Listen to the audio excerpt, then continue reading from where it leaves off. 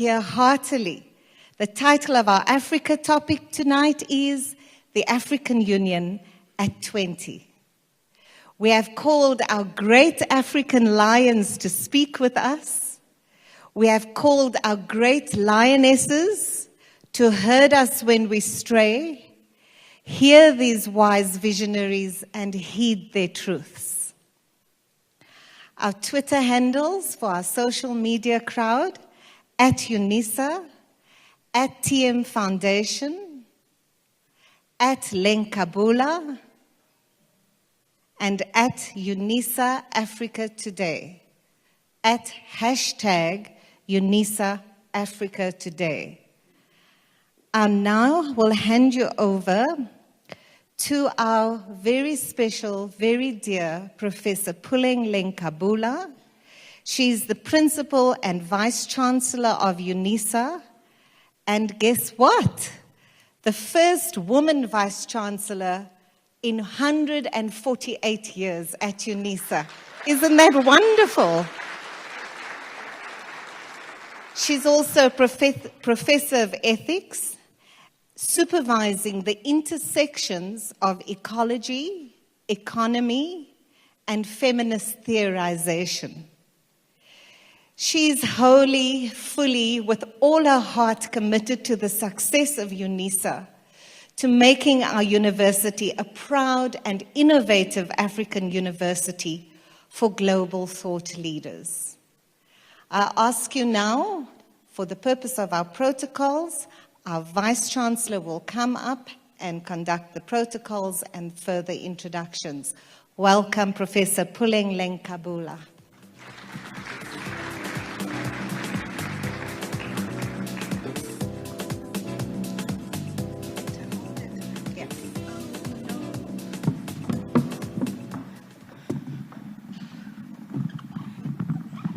Good evening.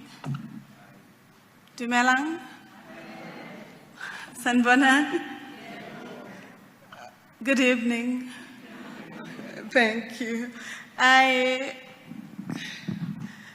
like to acknowledge the Director of Programs, Professor Darlene Miller, who's an Associate Professor of Citizenship Studies at Thabo Mbeki African School of Public and International Relations, who will be steering our program this evening.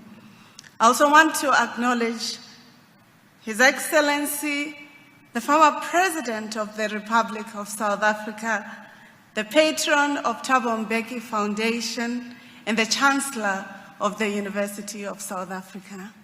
Good evening, President. Thank you. Dr. Geraldine Fraser-Muleketi, the Chairperson of Thabo Mbeki Foundation Board, but also the Chancellor of the University, Nelson Mandela University. Our keynote this evening, a doyen of knowledge, a tower and fountain, who's looking at the formation of African scholars and their global contribution in shaping futures. Professor Toyin Falola, Professor of History, University Distinguished Teaching Professor, the Jacob and Francis Sanger Mosika Chair in the Humanities at the University of Texas, Austin. Your Excellencies, Ambassadors, and High Commissioners representing various countries and international organizations present in person but virtually, UNISA Council members present or those who are participating virtually, Professors Vil Nkomo, Executive Dean of Thabo Mbeki African School of Public and International Affairs, Professor Edith Faswana, who's also the Director at the Thabo African School of Public and International Affairs, Mr. Ronald Lamola, Minister of Justice and Correctional Services, Ms. Stella Ndabeni Abrahams, Minister of Small Businesses Development, Dr. Regina Klaule, Deputy Minister of Basic Education, Mr. John Jeffrey, Deputy Minister of Justice and Correctional Services, Mr. T. Kalipa, Executive Mayor of Machabeng Local Municipality, Advocate Koleka Kaleka, Deputy Public Protector, and we recognize the former Speaker of the Parliament of South Africa, Mr. Max Sisulu, and Ms. Eleanor Sisulu present, members of the Advisory Council of the Thabo Mbeki Foundation, and former principals and vice-chancellors of the universities of South Africa, members of UNISA management present, members of UNISA Board of Trustees present, the student representative councils and students who are the reason for existence of universities, and thus we would like to acknowledge them. Ladies and gentlemen, all protocol observed. I want to state that this is quite a long protocol, but I am advised that universities must always ensure that we oblige to these protocols.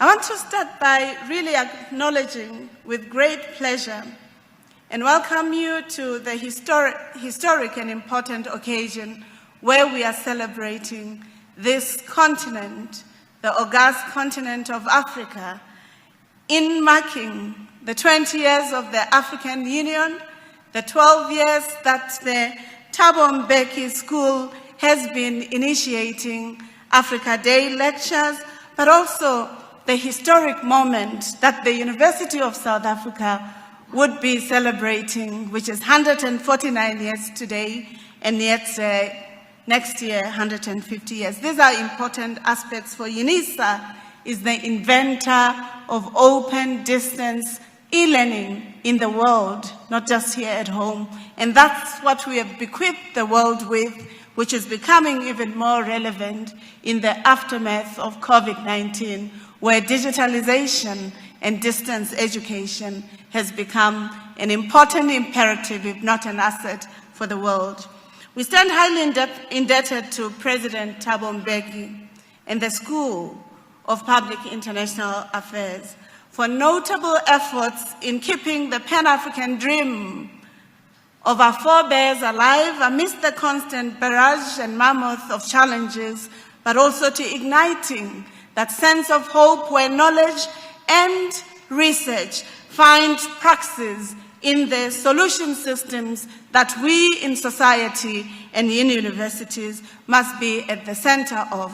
At UNISA, we twin the deliberate, emphatic points of Africa and international because we understand the role of Africa in the global arena cannot be nominalized as has been the case in the past. We recognize the deliberative effort of African epistemological systems at the core of international discourses, not only for the sake of Africa's knowledge to being evidence, but for the idea of humanizing a world that at many times has forgotten what it means to respecting humanity and humanity in all its diversities. For far too long, the voice of global forums has often been muted and undermined in international world order that exhibits traits of racism, sexism, militarism, as well as marginalizations of forms of exclusions and knowledge that Africa would have done.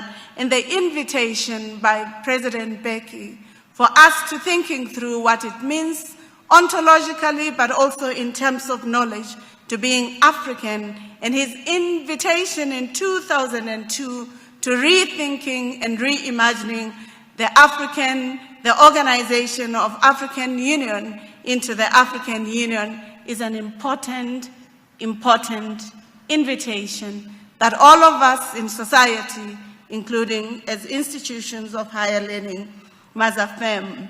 The strategic repositioning and erudite reconfiguration of the OAU with the baggage that it had, but with the responsibilities to ensuring that the future of Africa is ascertained is very important. For the past 12 years, the Thabo Mbeki School has been growing in leaps and bounds within the University of South Africa, but also in the global arena, because that's where we play. Increasingly becoming an academic center of excellence for the country, for the continent, but also for the world, it has become a flagship arena for the University of South Africa, but also for South Africa in general. The challenges and opportunities of the continent are not what I will delve deep into, because that is the question that our keynote speaker and in conversation with all of us will be raising. But allow me to cite our keynote speaker's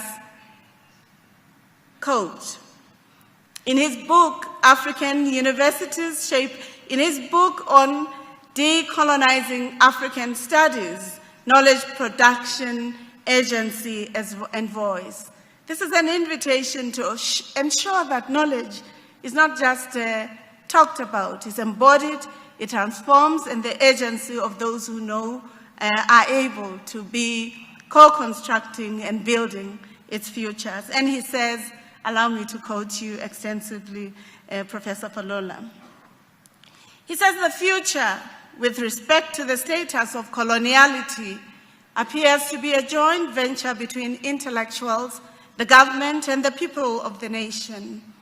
Both Sameh Amin and Fanon recognize the complexities faced in the task of decoloniality and decolonization, just as another critique. Archie Mafeja from South Africa was also concerned with the maintenance of the state infrastructure. Mafeja places emphasis on the variety of roles of intellectuals in society. His taxonomy includes the intellectual who is able to rebel against the status quo. So rebellion is never a destructive act. It can be harnessed for progressive transformations.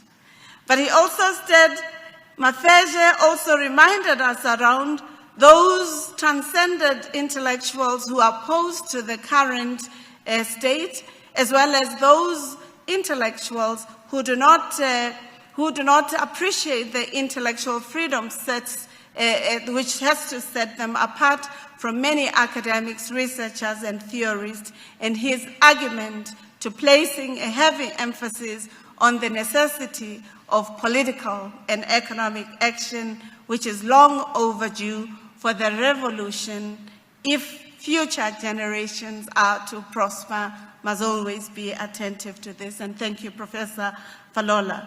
Therefore, colleagues, I would like to ensure that those of you who are able to read the text, we wish to welcome you to this important lecture, the Africa Lecture, that the University of South Africa, the Thabo Mbeki School of Governance, as well as the Thabo Mbeki Foundation has organized. And we celebrate with the vision expressed in 1963, refined in 2002, and today that we are celebrating around the envisaged utopia, but also the envisaged transformations that we must be ourselves embedded in.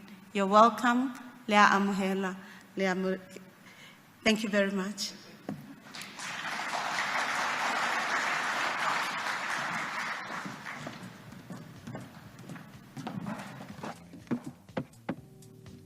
Thank you, Prof. Lenkabula. Can we all please stand for the national anthem?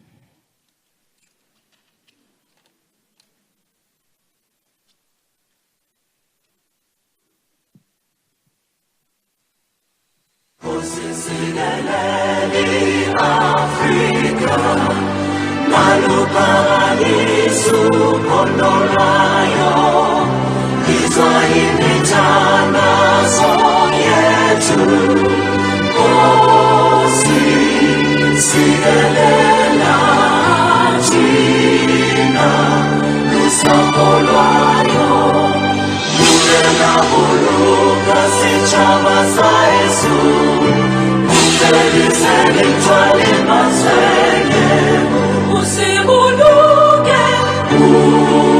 Usibuluke, sijala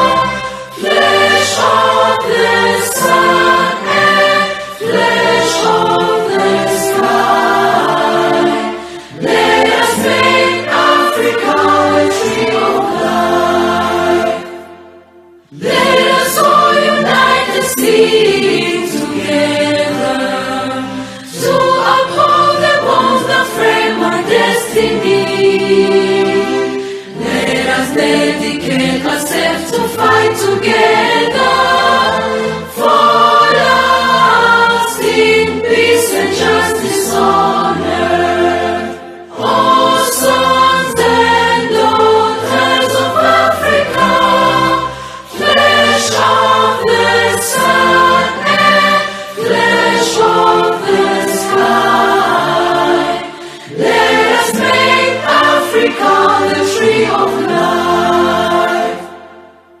Let us all unite and toil together to give the best we have to Africa, the cradle of mankind, the font of culture, our pride and hope at break of dawn.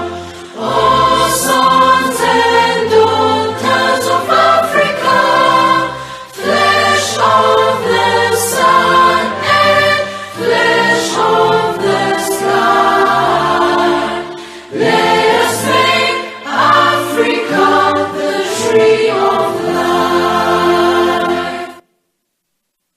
You may be seated. Thank you. What a beautiful anthem.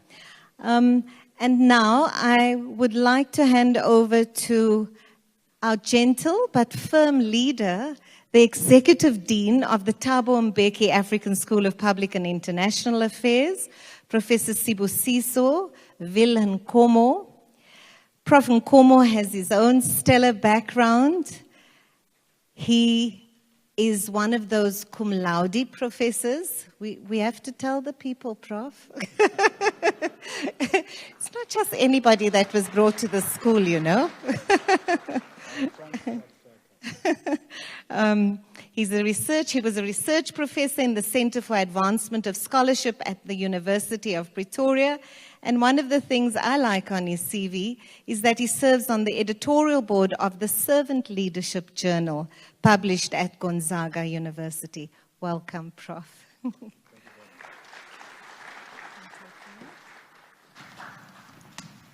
Thank you very much, Madam Chairperson of this august occasion and great celebration. I want to say there comes a time in the history of a people where you ask yourselves, why do we have universities? Why do universities exist? Do they serve the purpose of a country, a continent, and the world? We have certainly come to try and want to answer that deep question. We deliberately sought to name our school the Thabo Mbeki African School of Public and International Affairs. We named it after a great son of South Africa, a great son of Africa, and a player in the world. An intellectual, a deep thinker, an economist, a diplomat, and a student of history. We were afraid that if this great son of Africa is gone unforgotten, all of the qualities which I've mentioned will also disappear. So the school has been spoken a lot about, and we've learned from him that transdisciplinarity is the way to go. Transdisciplinarity allows for a university to be able to groom and educate young people who can have a broad perspective to knowledge and a broad understanding of how developments must take place. So I'm highly delighted that the name Thabo Mbeki has given us that opportunity to explore transdisciplinarity with our master's and PhD programs. We are convinced that without curriculum reform, you cannot go anywhere. You cannot continue with a curriculum which is colonially based only, but you must also expose your own thinking as an emerging country, as an emerging continent, and as a continent which is freeing itself from bondage or past history. But it doesn't mean that you negate what the rest of the world is also there to offer. You've got to also take that into consideration. The Thabo Mbeki African School of Public and International Affairs, which I'm going to refer to as the TM School, also pays attention to being a center of excellence. I want to cite Nyara Sudakasa, the late Nyara Sudakasa, who used to say, excellence must be the buzzword of an institution of higher learning. Because if you don't espouse excellence, you are actually going to produce mediocre students and non-competitive students. Our school is also committed to the reconstructing and the deconstructing of the study of public and international affairs. We've heard a lot about public administration. We've heard a lot about separate disciplines all over the place.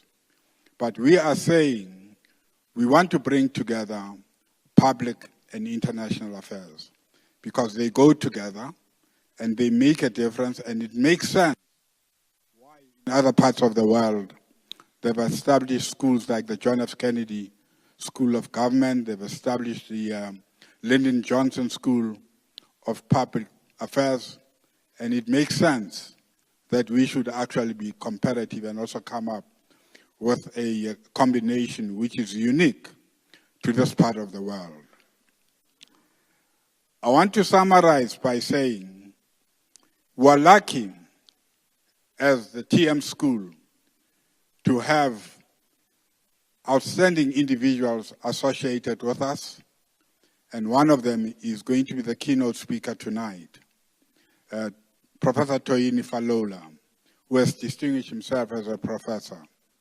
Professor Fumni Olonishikin, Dan Rich, Deborah Sanders, Mashupe Masiremole, and also we have the opportunity of hearing officials, former ambassadors, and former members of multilateral entities making a contribution to our thinking processes as we create this school, which we say it shall not be second to none.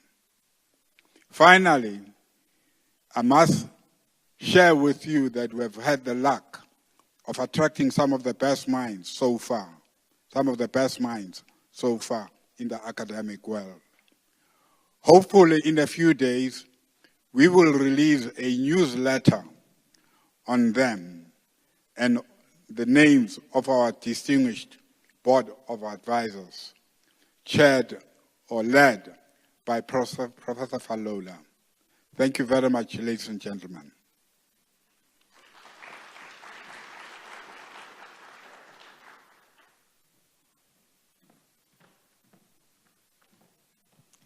Thank you, Prof. We have a little AV soundbite for you.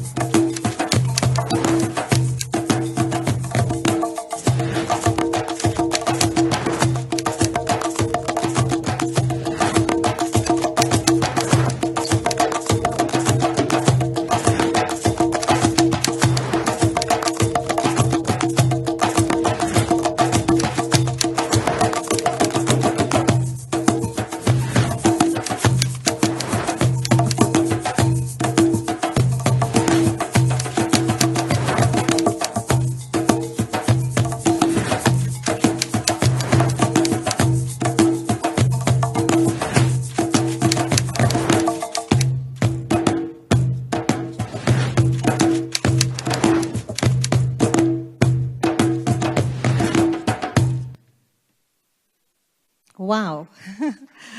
So those were our 12 talks that we've had at UNISA. The inaugural Africa Day lecture was given by our very own esteemed patron and chancellor, Thabo Mbeki, who was instrumental in the formation of the African Union. He gave us the ideological fuel for this vision in the program of the African Renaissance. And tonight, it is time for us to reflect. So we call on Thabo Mbeki to introduce this phenomenal human being we have here for you today to help us with this reflection. Welcome, Tata. Do we need this thing? Yes. I don't think we do. This one is working. Okay. It's okay, leave it. All right. Yeah, thanks a lot, Program Director. I suppose all of us have seen this program. And if you've read it, you will see that it says,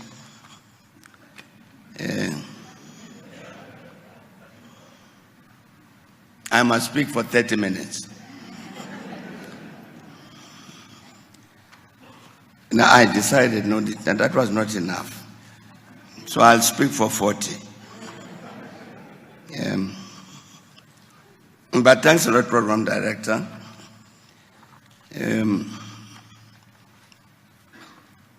I'm very, very glad indeed that we have Professor Falola as our lecturer this year.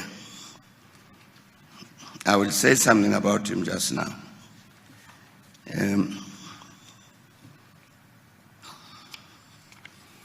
When we asked the African Union for permission to host, we asked the African Union for permission to host what was then the Organization of African Unity. And we said we would like to host the summit of the OAU in the year 2002. Normally you ask for that permission 2-3 years ahead of time. And the OAU agreed. The reason for it was that it was the 90th anniversary of the ANC. So we thought it would be important that on that anniversary, the continent should join us here in South Africa to celebrate that particular birthday. It really to reaffirm the very nature of the African National Congress as a Pan-African organization. And so it happened that as we waited for the OAU to come to South Africa, it changed into the African Union. And that's how we became the host. And of course, that generated high expectations, the formation of the African Union. Because it did seem at the time that with the liberation of South Africa in 1994, at last the summit, the Organization of African Unity, which became the AU, would attend to this other particular matter of the reconstruction of our continent. Because indeed, ever since the OAU had been formed in 1963, its real binding matter was the struggle for the liberation of our continent. And I'm saying that with the liberation of South Africa, it looked like the time had come that the OAU, which became the AU, must attend to this matter of the eradication of poverty, eradication of underdevelopment, development of our continent, replacing it in the context of the rest of the world in a particular place of honor. And therefore, a lot of excitement when the African Union was formed. with the vision that indeed it must be more interventionist, for instance, capable of intervening in any African country, member state, if crimes against the people were being committed, like genocide and crimes against humanity, unlike the OAU. So we're very, very pleased indeed to host the formation, the launch of the African Union here in South Africa at the Kings Park Stadium in Durban. So obviously it was clear to us that therefore when the AU celebrates its 20th anniversary this year, it would be important that the Africa Day lecture should address that matter. To say, where are we? Where are we with regard to meeting all of the things that we promised ourselves 20 years ago? It's a challenging topic. And it seemed to us that we needed a particularly skilled person to address this subject. To say the positive things, to say the negative things, but in the end, to say maybe, to enable us to say, well, this is where we were 20 years ago, this is where we are now, and where do we want to be in 20 years' time? Which I think is very important for our continent. Because all of us know, as we're starting from this country, we can see the challenges, major challenges that face us as Africans. Now, Professor Falola, as has been said, is many extraordinary things. He's a celebrated author, editor of books, writer, poet, academic leader, organizer, teacher, Pan-Africanist. What else, Professor Falola, should I say? Author and editor of over 160 books on Africa and African diaspora. One of Africa's preeminent historians, indeed one of the major intellectuals of our time.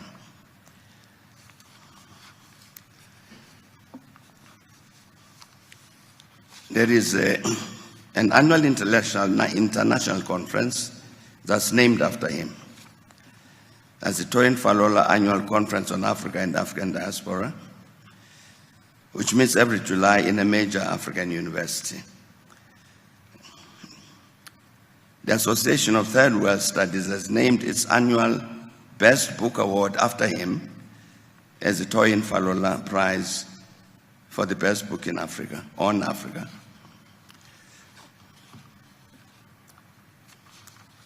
As has been indicated by Professor Vilnkomo, Toyin Falola has done us a great honor of serving as the chair of the International Advisory Board of our African School on Public and International Affairs, to bring all of that experience and knowledge to the building of this particular school so that it must be as excellent as he is. Apart from being a professor at the University of Texas in Austin, of course, honorary professor at the University of Cape Town, extraordinary professor of human rights at the Free State University. And therefore, even as South Africans, we're very proud and honored indeed that he interacts with us to bring to us this enormous volume of knowledge and wisdom and capacity, which surely must inspire us, as I was saying, to be as excellent as he is. Very, very proud, therefore, even when we asked him and said, Professor Falola, can you please talk to us about the AU at 20? He didn't hesitate. He immediately agreed to do that. Thank you very much, Professor Falola. Welcome. And I'm sure all of us are ready to listen to you. Thanks a lot.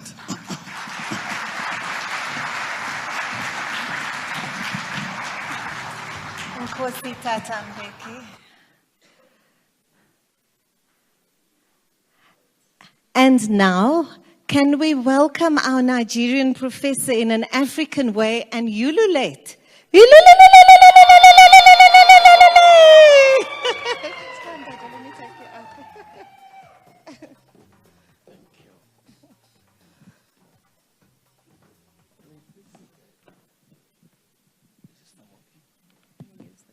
Okay. Sound like this.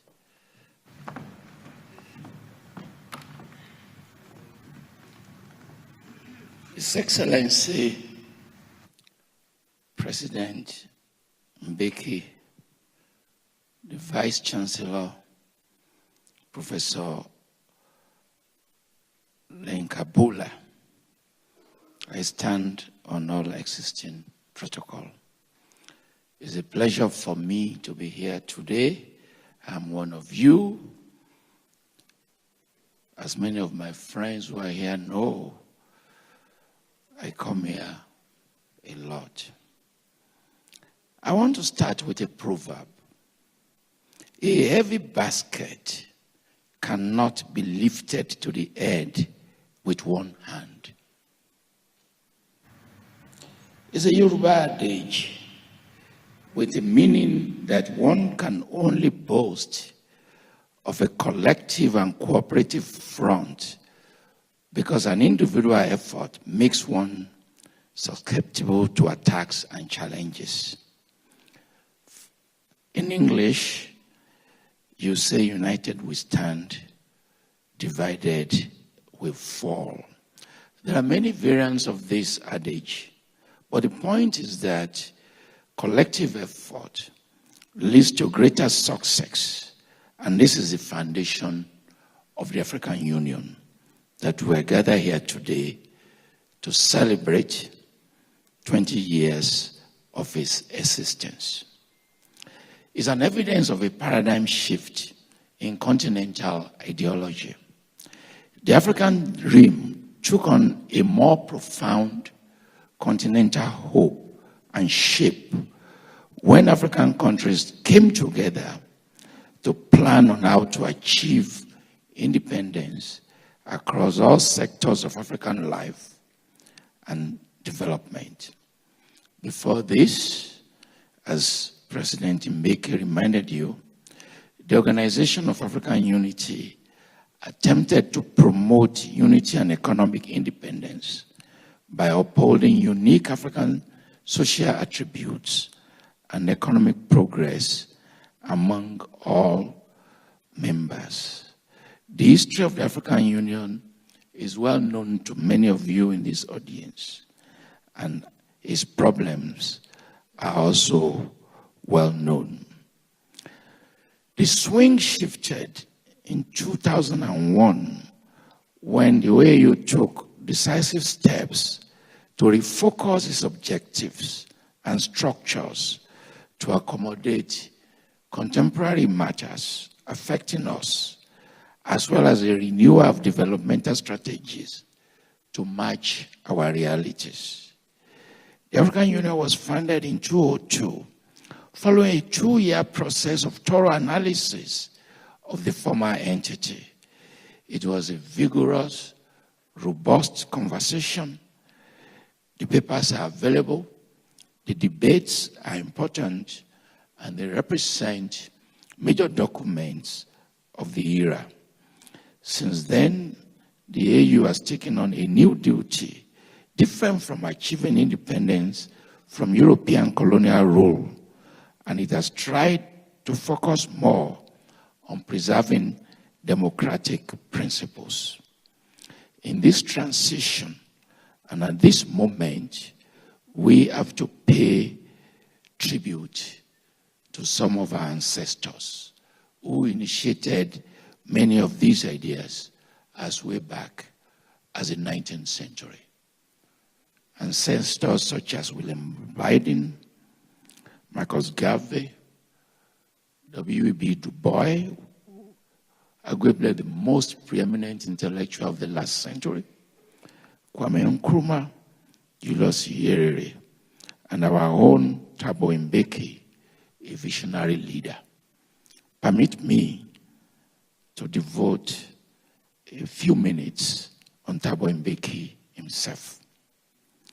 When scholars or individuals talk about the heroes of Africa and the most important players in the continent's transformation, they emphasize the contributions and achievements of early Pan-Africanists who fought for independence during the rebirth of the continent's cultural identity. However, as much as Africa's needs remain, and some people champion meeting those needs and carving new transformative blueprints for the continent, the valor of African heroes continues even in recent times. The contributions of great minds like President Mbeki to the progress of Africa have given flesh to my assertion. President Mbeki's contributions to reforming African dreams by supporting the creation of the African Union is the commencement of new African dreams, and we cannot overstate it, and we must praise it as a landmark. The existence of philosophy and ideology formed towards the development of the continent was one of the qualities of this visionary leader and nationalist. Thabo Mbeki was one of those philosophical leaders who had a conviction about what Africa and its future should look like. He refused to be among those agitated by words alone. Instead, he cherished ideologies with notable actions that have made him a celebrated African visionary leader.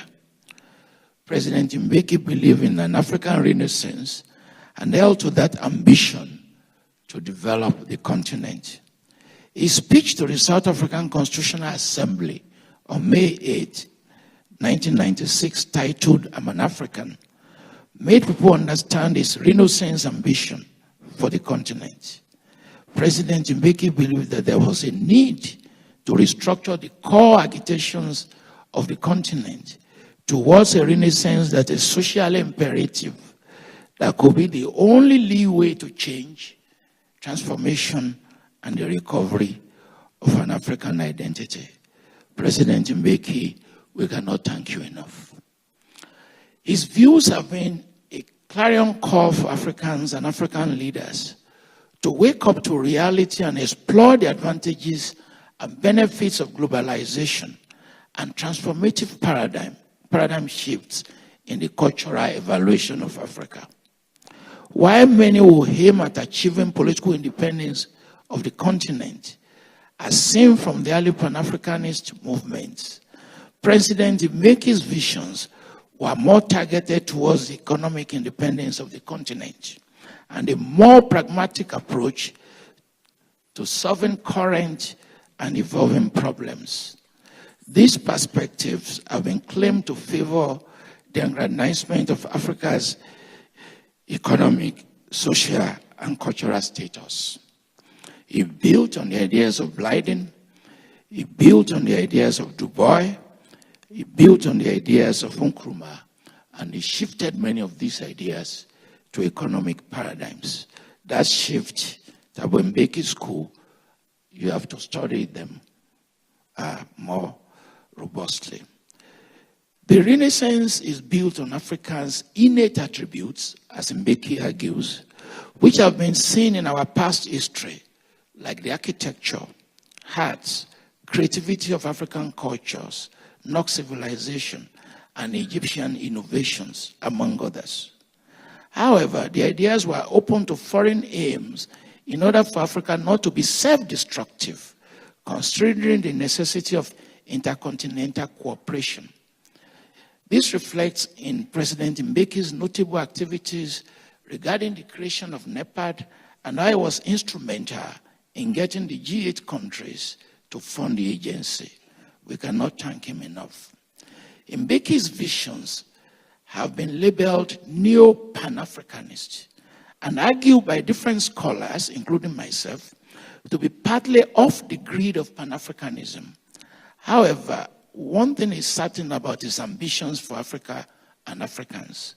The core principles of Pan-Africanism are not in any way thrown to the wind by him, but are quite developed to take the visions of contemporariness and build a continent for the future. In fact, in his famous quote, "I'm an African" address, President Mbeki affirmed, probably unknowingly to him at that time, that his ideas were based on Africans and African values, and that African personality and Africanism are the bedrock of his Renaissance ideas.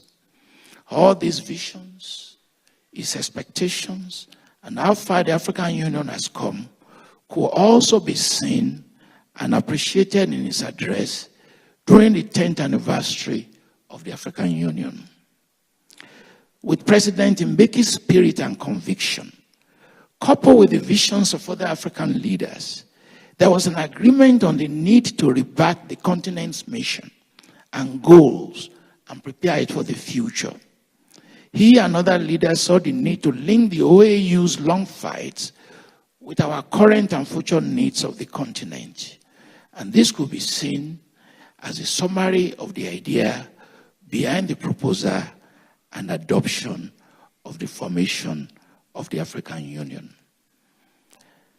The African Union objectives and achievements built on many of the achievements of the Organization of African Unity, the need to modify the limitations of the OAU, the need to go beyond the failures of the OAU, the need to draw development issues into the platform of the OAU, the need to intervene more effectively in conflict areas. And the African Union set out as a symbol of hope for the renewed aspirations of Pan-Africanism, fusing previous ideas of many of our ancestors with some of the ideas of President Mbeki that I've outlined. To define the mission of the Union, it developed some 14 objectives for itself. This included guiding principles that will be material to the realization of these objectives. The renewed duties of the Union had the development of Africa and its member states as the core, the creation of an African economic community, ensuring good and uninterrupted governance, promotion of justice, promotion of equality, as well as development across health and other important sectors. One of the major characteristics of the new objectives was the absence of attention to the decolonization of the continent, in contrast with the agenda of the OAU. Many of you have doubted the success and performance of the African Union.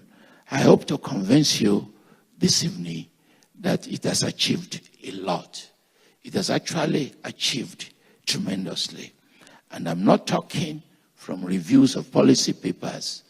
I'm also talking from experience as someone who has been involved with many of his activities, most especially in the area of higher education. Many of you may not know that the African Union has established universities. It was a privilege for me to be at the convocation ceremony at the University of Ibadan, where they receive higher degrees.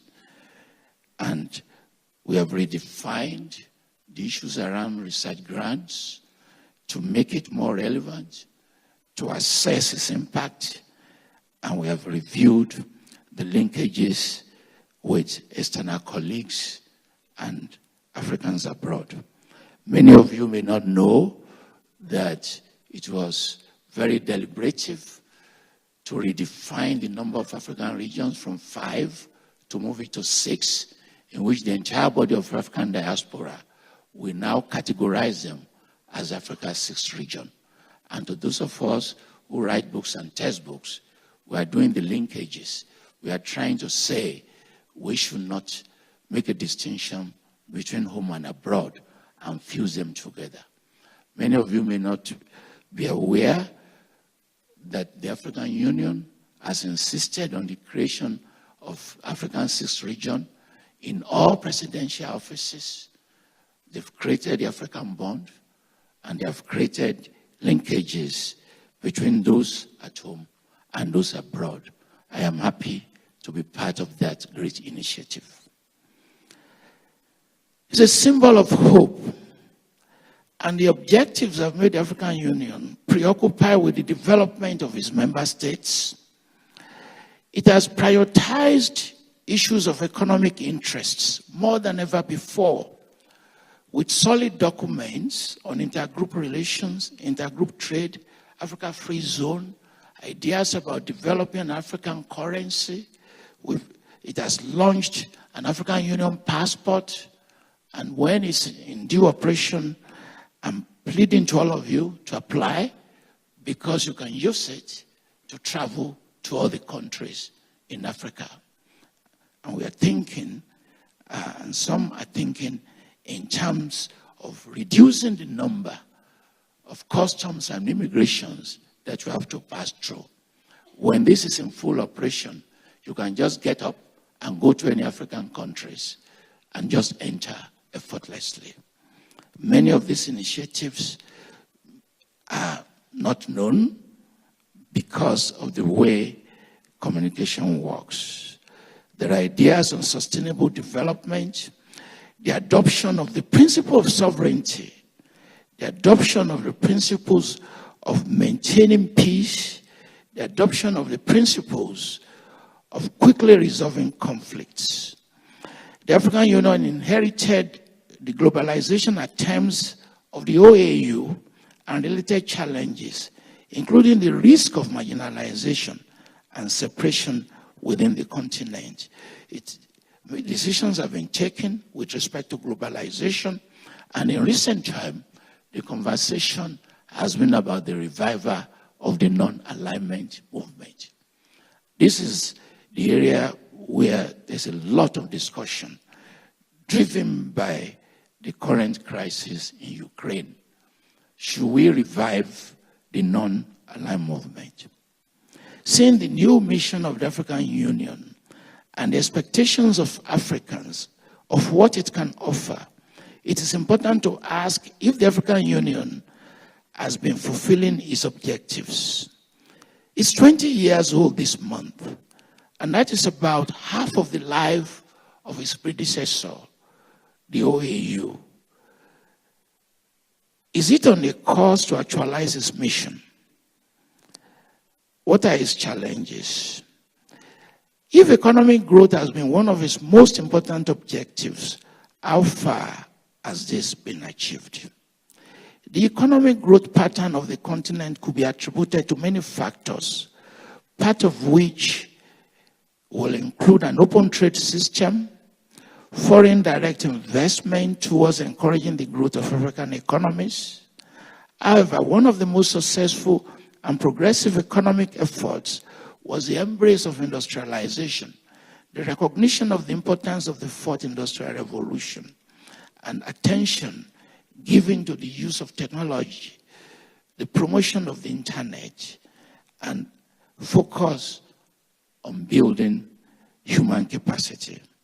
To encourage continuous growth, the African Union introduced the African Continental Free Trade Area, designed to affect 1.2 billion Africans with a gross domestic product of 2.5 trillion, and is anticipated to be the biggest free trade area globally. That document has been prepared.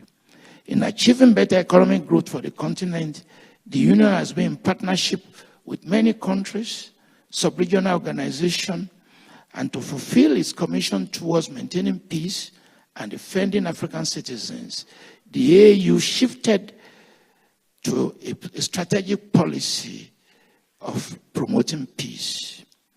In 2003, the AU took interest in the 4 conflicts of Sudan.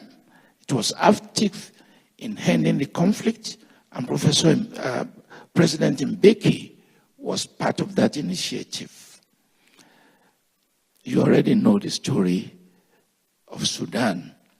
Based on this agreement, the U.S. also created the Army's mission in Sudan, and its great involvement prevented the loss of millions of lives. In Libya, the AU took reasonable steps in the conflicts involving the government of Gaddafi. And that conflict became complicated when foreign countries threw themselves into the situation. Many of you are also familiar with the opposition of the AU to that foreign intervention. So another example was the creation in 2007 of the African Union mission in Somalia to resolve the Somali crisis. And the intervention of the African Union reduced the death of thousands of lives. The adoption of the African Union's Constitutive Act was proof of the renewed commitment to the protection of human rights and the promotion of value for the dignity of human persons as a value. The AU has been able to build on the foundation for the general protection of human rights on the continent. The Maputo Summit of the African Union witnessed the redefinition of the African commitment to women's rights.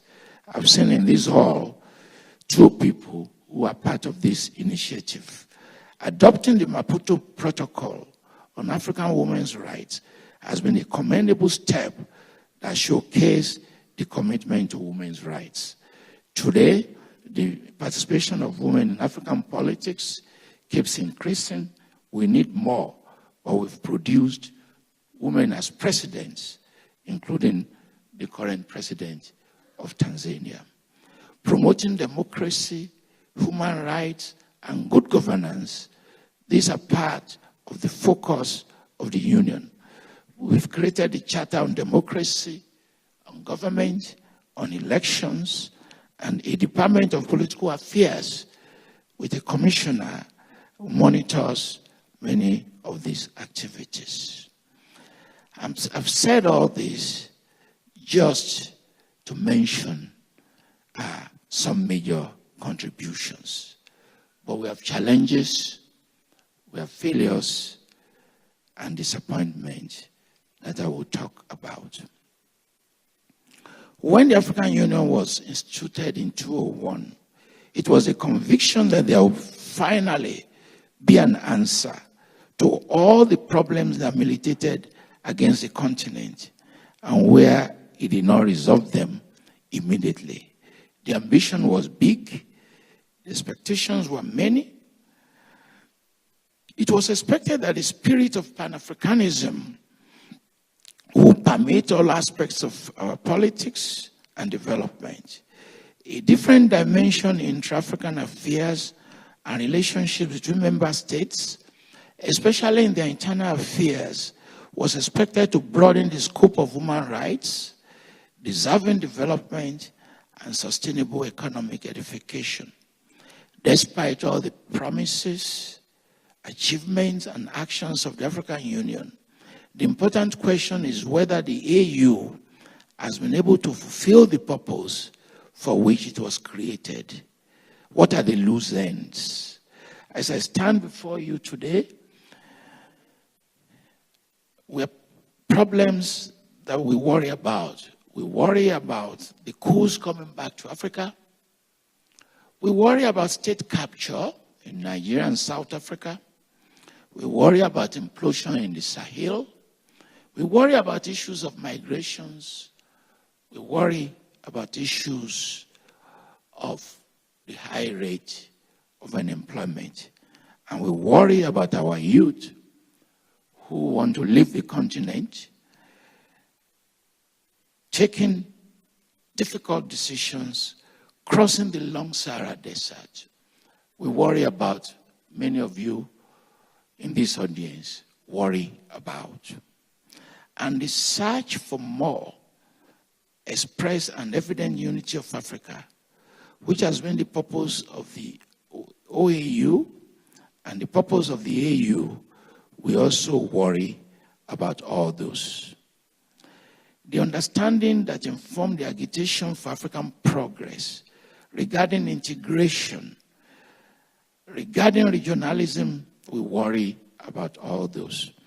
What I'm trying to say is that there's nothing that you worry about that they do not worry about in the AU. There's no problem in the African nation states that those who work as commissioners in the commission, the civil, hardworking civil servants who work there, there is no issue that they are not aware or they do not care about. They call for progress, they call for good institutions, they call for good leadership.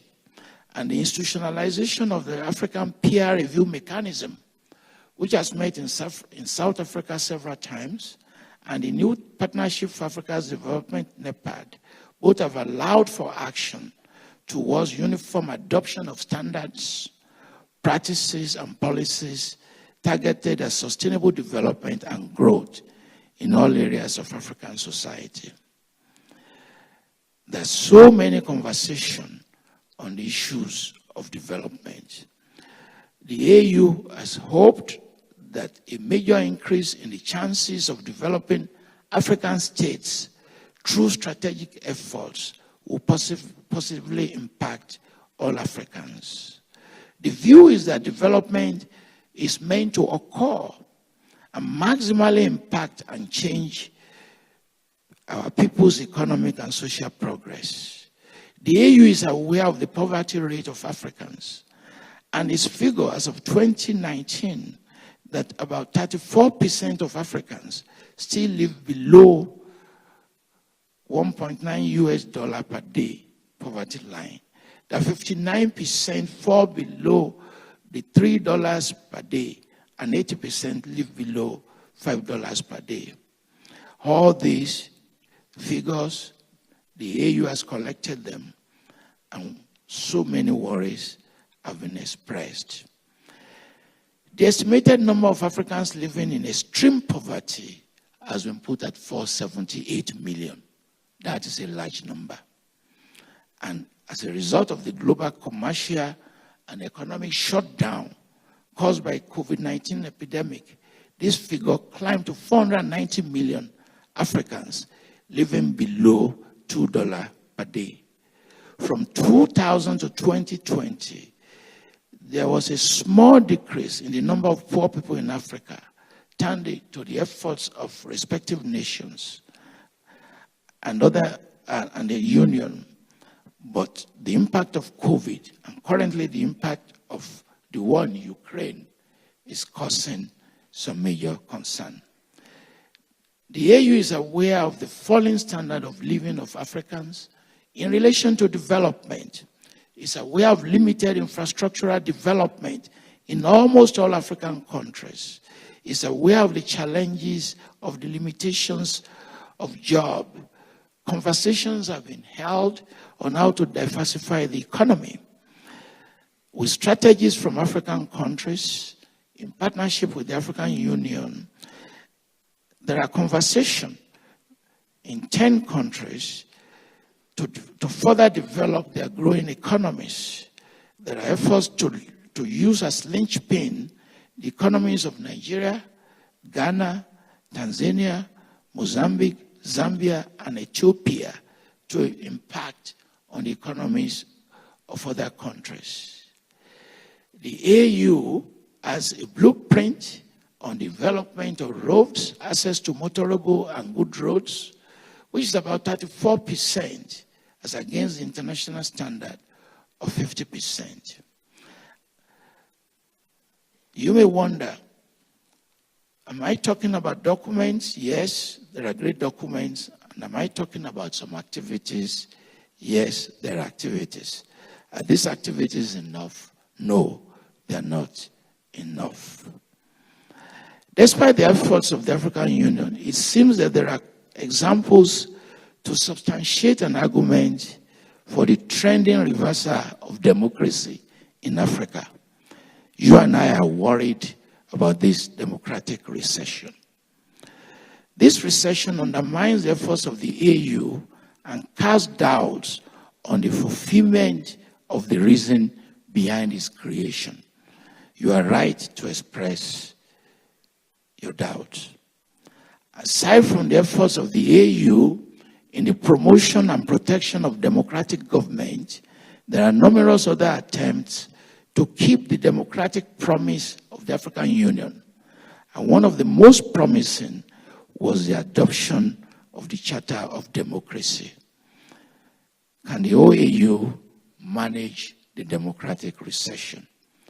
Can the AU prevent the comeback of the military? We cannot approve and disapprove simultaneously some of these activities.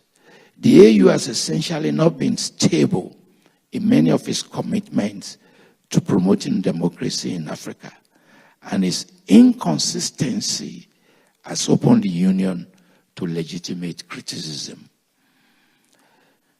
In issues around elections, in issues around coups, legitimate criticisms have been offered.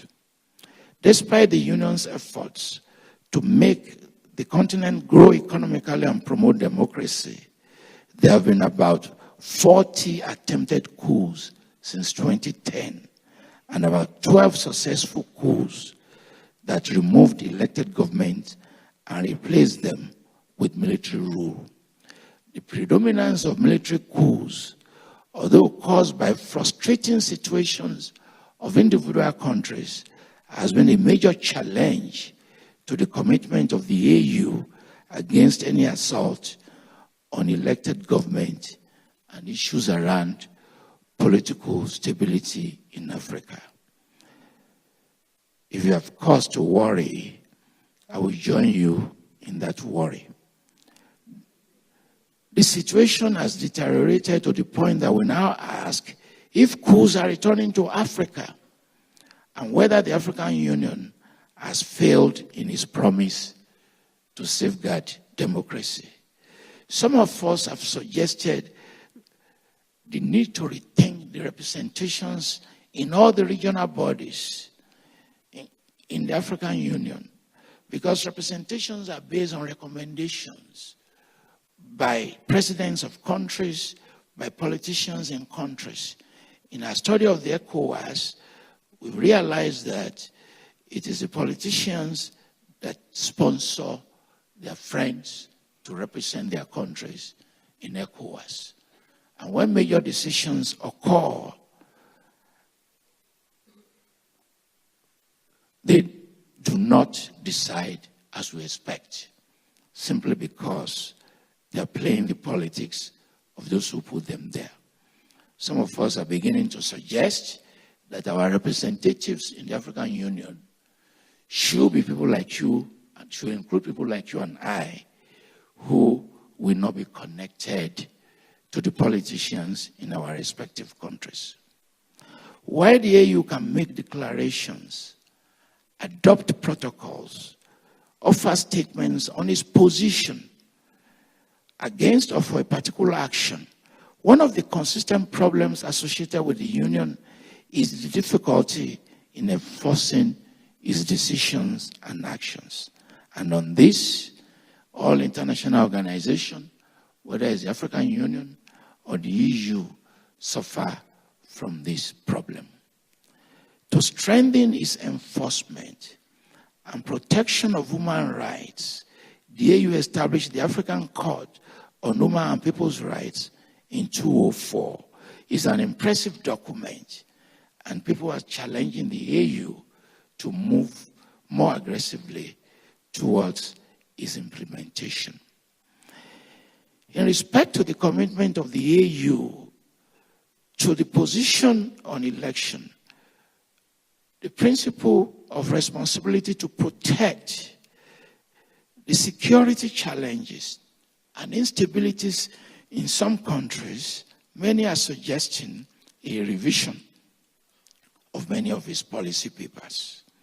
Nigeria, Kenya, Mali, Chad, Central African Republic, Mozambique, Somalia, and many others have been at the receiving end of radical Islamist bombardment and victimization. Islamic extremism in Nigeria and Kenya has become more damaging. Since 2009, the Boko Haram group in Nigeria has been responsible for over 40,000 deaths, displacement of 3 million people, attacks on countless citizens. Many are calling on the AU for its intervention. So there are challenges in the area of terrorism and politics that we have to worry about. Regarding sustainable development, which is one of the core principles of the AU, the standard of measurement for the progress of every society and government is the extent of its development. First, we battle with the debacles of underdevelopment in almost all sectors of our economy. Second, we are beginning to see a major rise in external debts, and some countries are now using a percentage of their annual revenues to finance their debts, including South Africa. We are witnessing the impact of globalization in ways that we cannot fully control. In order to reduce poverty rate in the continent, we have to harness our resources. As everyone will attest, our economic history shows the continent is dependent on agricultural resources and practices, and we must not go too far in the search for other sustainable resources. Agricultural development is a stimulator for ensuring multidimensional development that touches almost all aspects of society. It spreads to food security, elevation of poverty, economic development, infrastructural development, and many more. And many people are suggesting that the AU, in partnership with the African Agricultural Development Bank, various countries must pay more attention to agriculture. To boost the African economy, we need to focus on incorporating resources and raw materials production, which we have to use internally instead of exporting them. And while other nations make deliberate attempts towards sustainable development in their respective countries, the African environment must be treated with unique consideration. Our dream of a united front toward African cultural sustenance and development is a core duty of the AU as an appropriate body to achieve these desires. At its inception, the AU inherited a Pan-African orientation that builds a collective approach to worldviews and economic development. The issue of sustainable development must remain at the core of what the AU will continue to promote and do. One major impediment is the recurrent political instability and security challenges faced by many of our countries. The continuous subversion of political institutions, terrorist attacks, will not allow the AU and African countries to focus on the development of Africa across all sectors.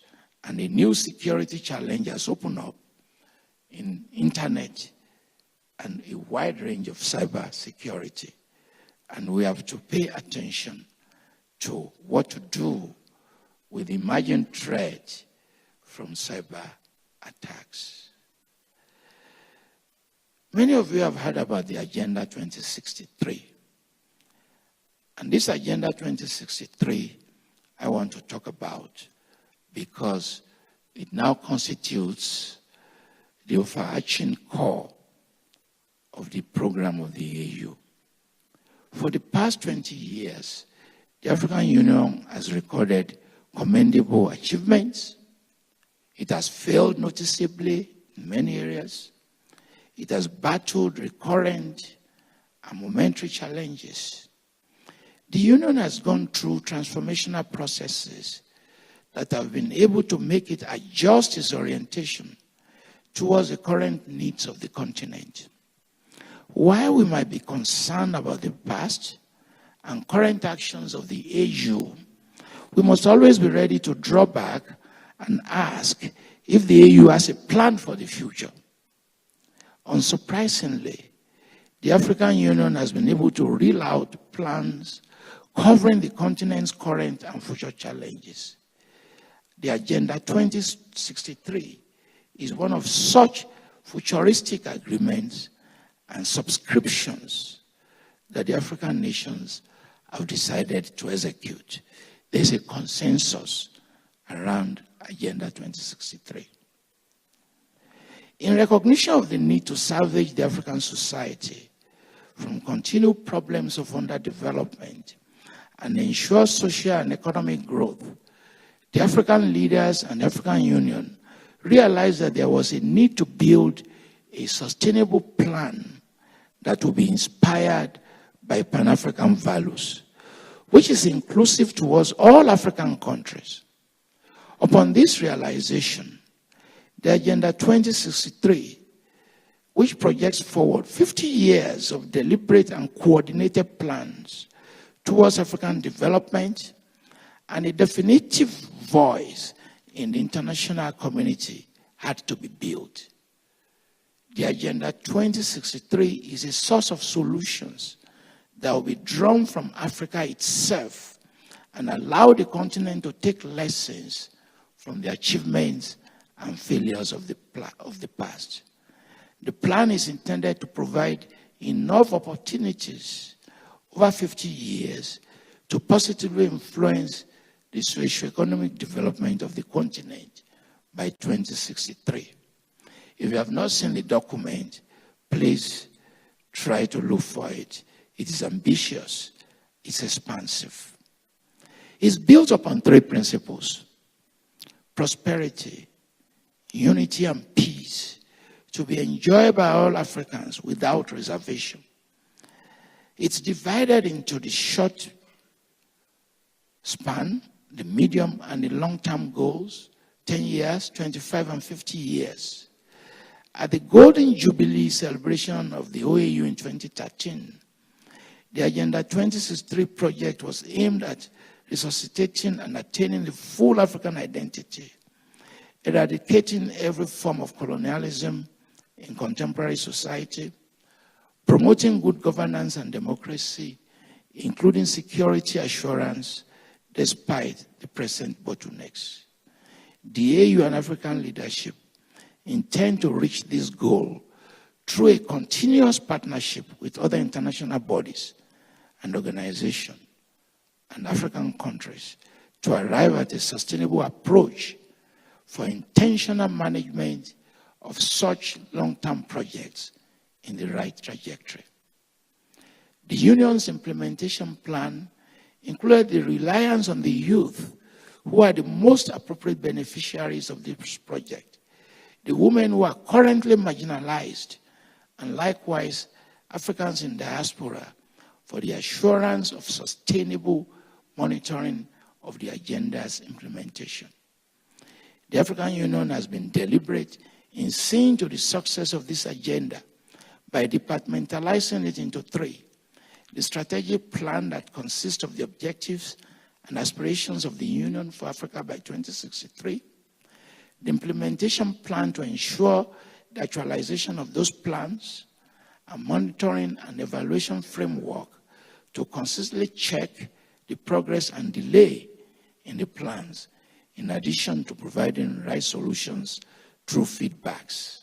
South Africa is involved in monitoring this agenda, and our colleagues and the University of Free State have contributed in monitoring these contributions through conferences to which have been invited and to which we will continue to monitor the progress of Agenda 2063.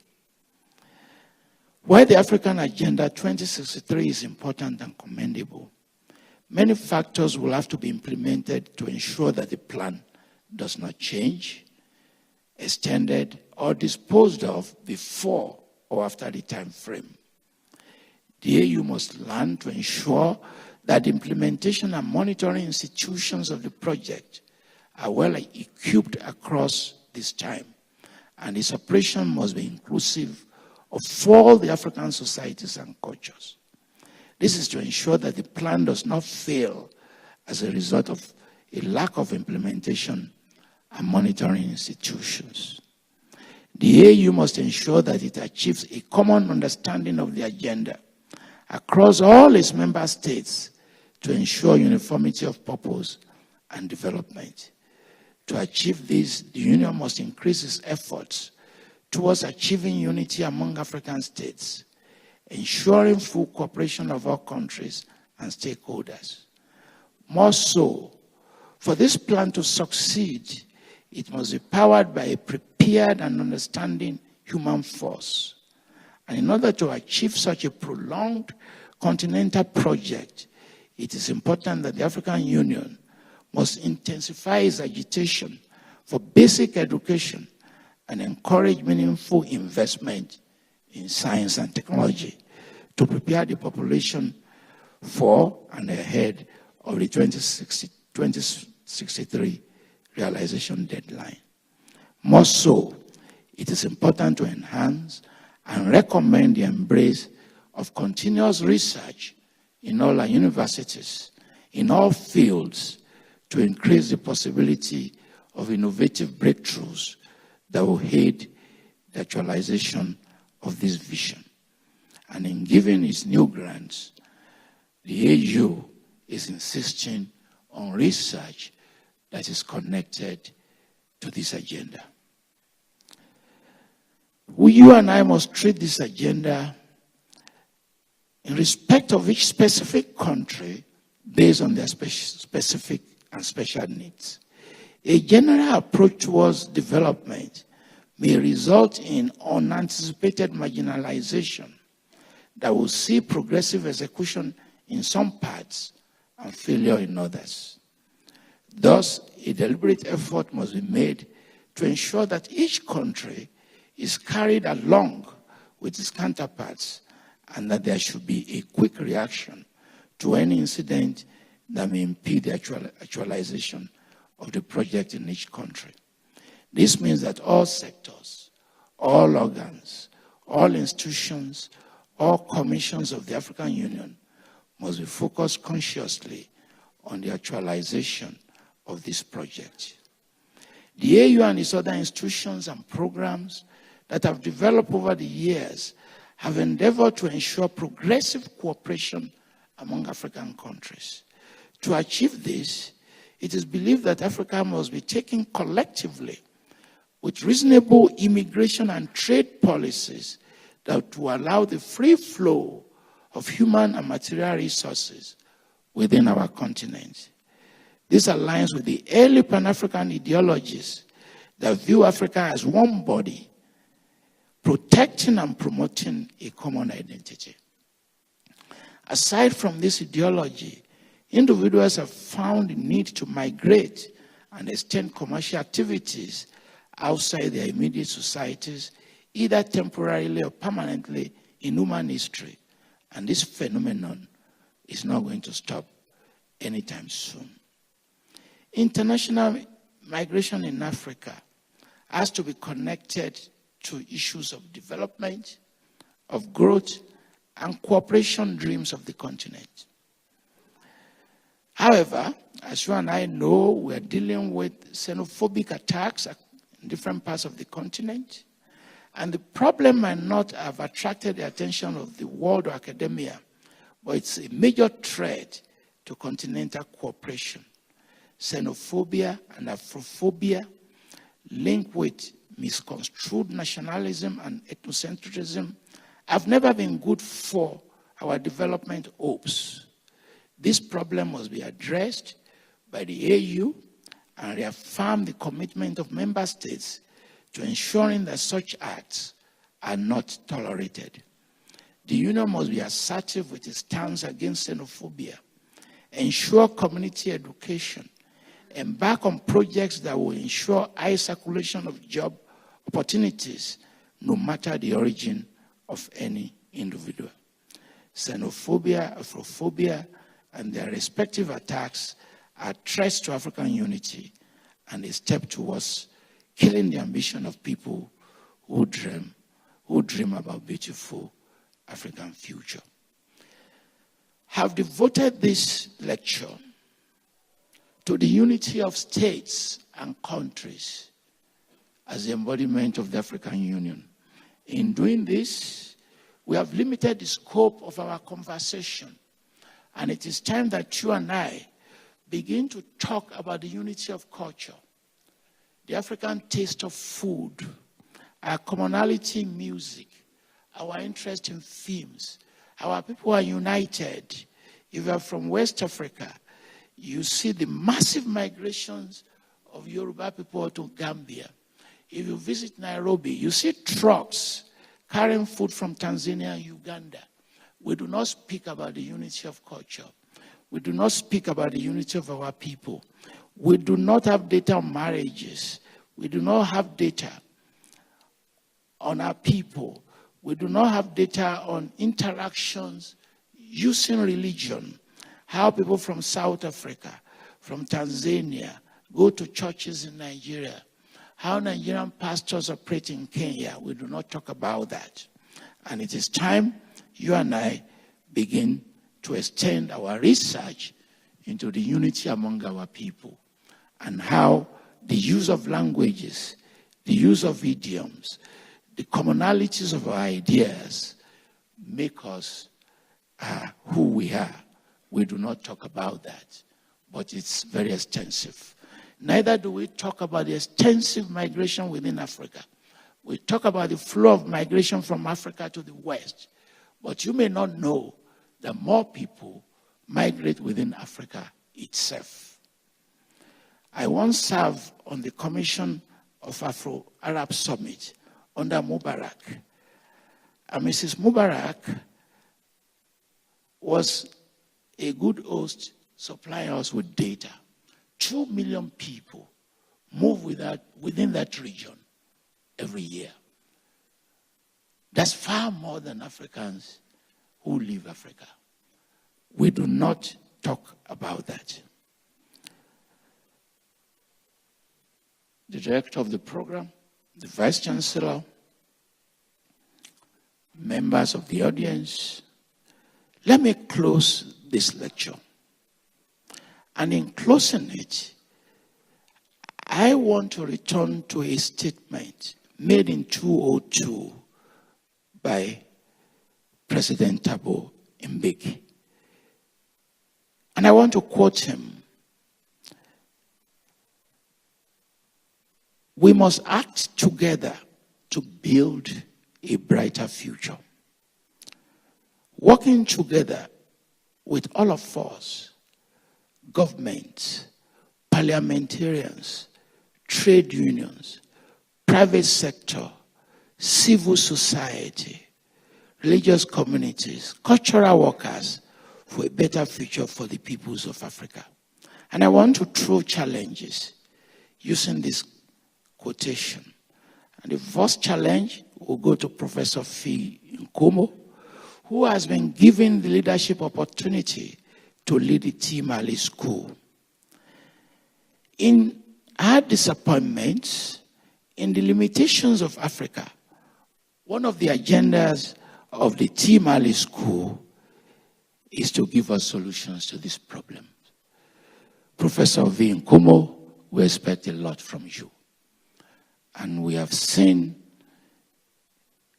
the agenda of the school covering areas of international affairs, governance, citizenship, development, leadership taught, and we believe that the results of research coming from your school will transform this continent.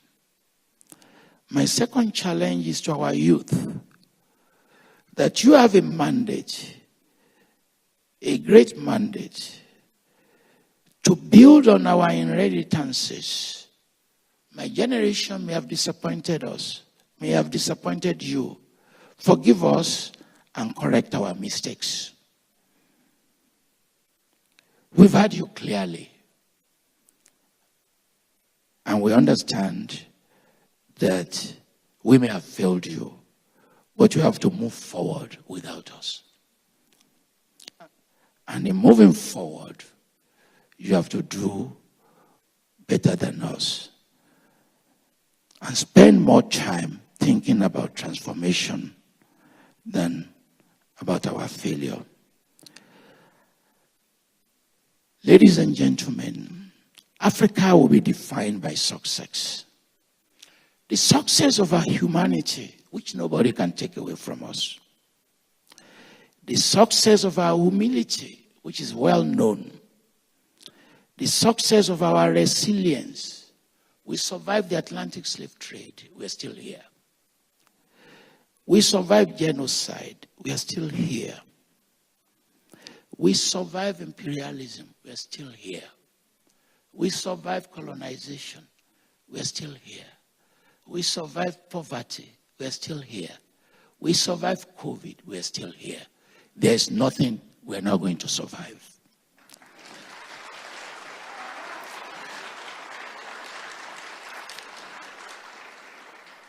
The success of our endurance.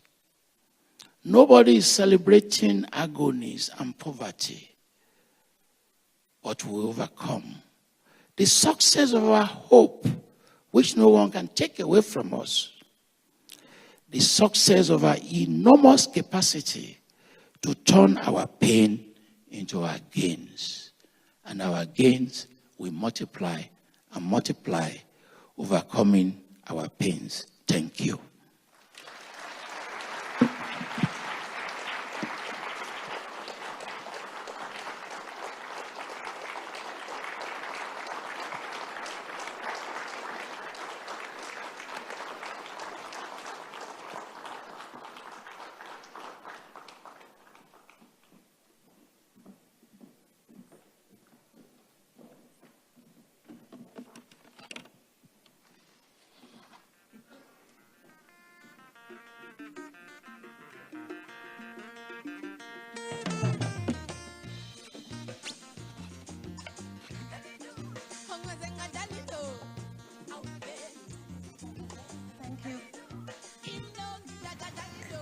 Thank you, Prof. Falola, for that comprehensive overview and that hopeful assessment.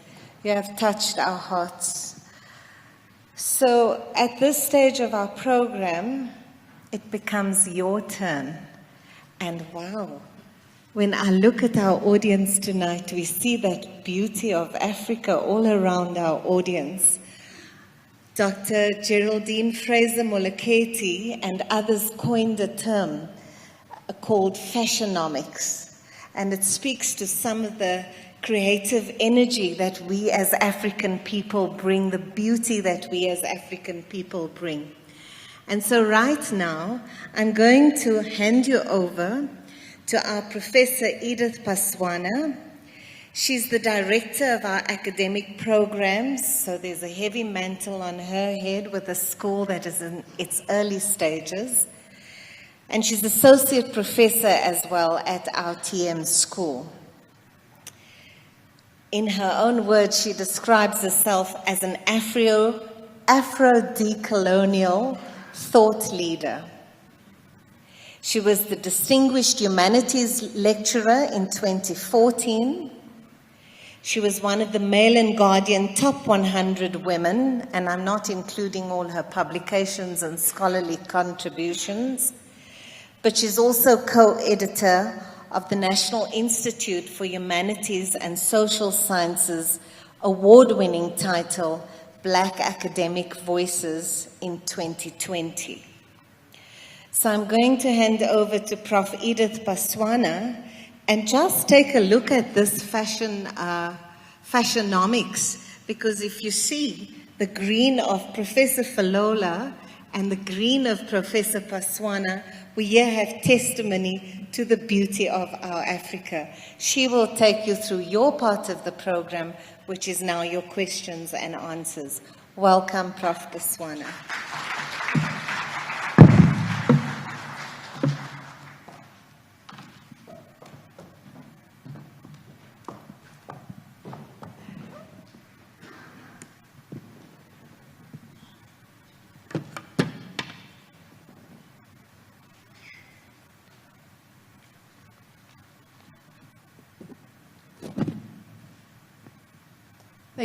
Thank you, Program Director,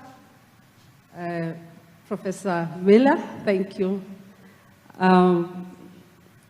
His Excellency, the Chancellor of UNISA, the patron of Thabo Mbeki Foundation, and our patron at the TM School, the former President of South Africa, the Vice Chancellor in absentia here, Professor Lenkabula, the Vice Chancellor and Principal of UNISA, our distinguished guest speaker, one of our eminent scholars on the continent, Professor Falola. Let me stand on the existing protocol and say to all of us distinguished guests, ladies and gentlemen, good evening.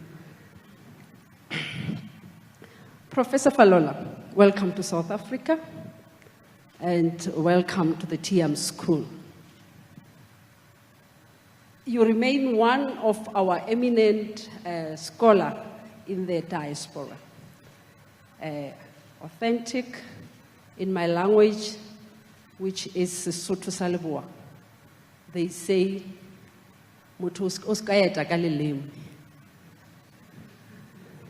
and I have seen that you remain an African in the West. And this is to be applauded. For all of us here in the continent as Africans, we feel proud to see people like you standing up for Africa on the continent. These dialogues, the Thabo Mbeki Africa Day Lecture, are part of engaged scholarship at our school and at UNISA, and it's a partnership with the Thabo Mbeki Foundation. And I also am mentioning this because I want to applaud you for your thoughtfulness in crafting this lecture that we are speaking to communities at home. And I think you will you'll be pleased to know now that the book is published, maybe I can speak about it. You didn't know. The University of Rochester asked me to review your recent publication that you published, Decolonizing African Studies. It was a long book, Decolonizing African Studies, almost 700 pages. And I was privileged to look at that. And that's why I'm mentioning your ability now, because I read your book and the language you used in the book, but I'm appreciating that you took cognizance of the fact that we are talking to communities at home, and you did this very beautifully for all of us, highlighting the achievements of the continent over the past 20 years. You know, 20 years is like it's an age, you are coming of age in Africa. Of course, we come of age 21 years, but yes, at 20, the AU has actually come of age.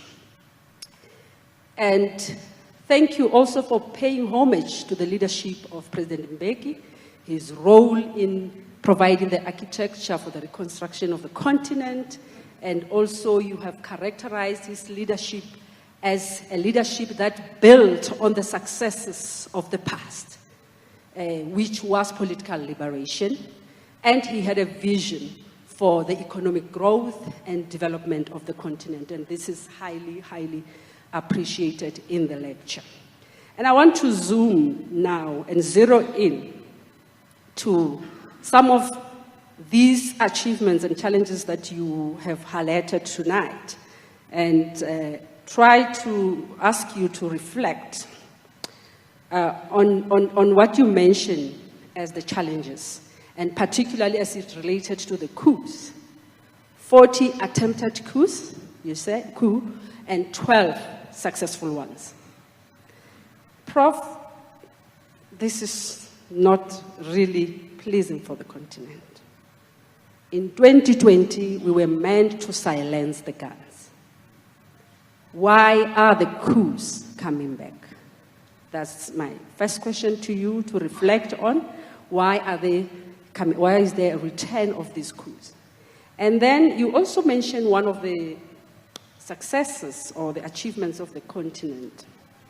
You outlined them beautifully: African currency, the free trade zone area, passports, all of those important successes that you have outlined for us.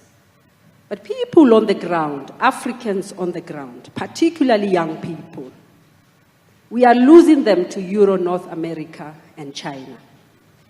Why is that? And I'm going to allow you, Prof, to reflect on these two questions before I hand you over to the audience. Over to you, sir. Thank you very much, and I appreciate your understanding of the thrust of the lecture and your broadening the issue.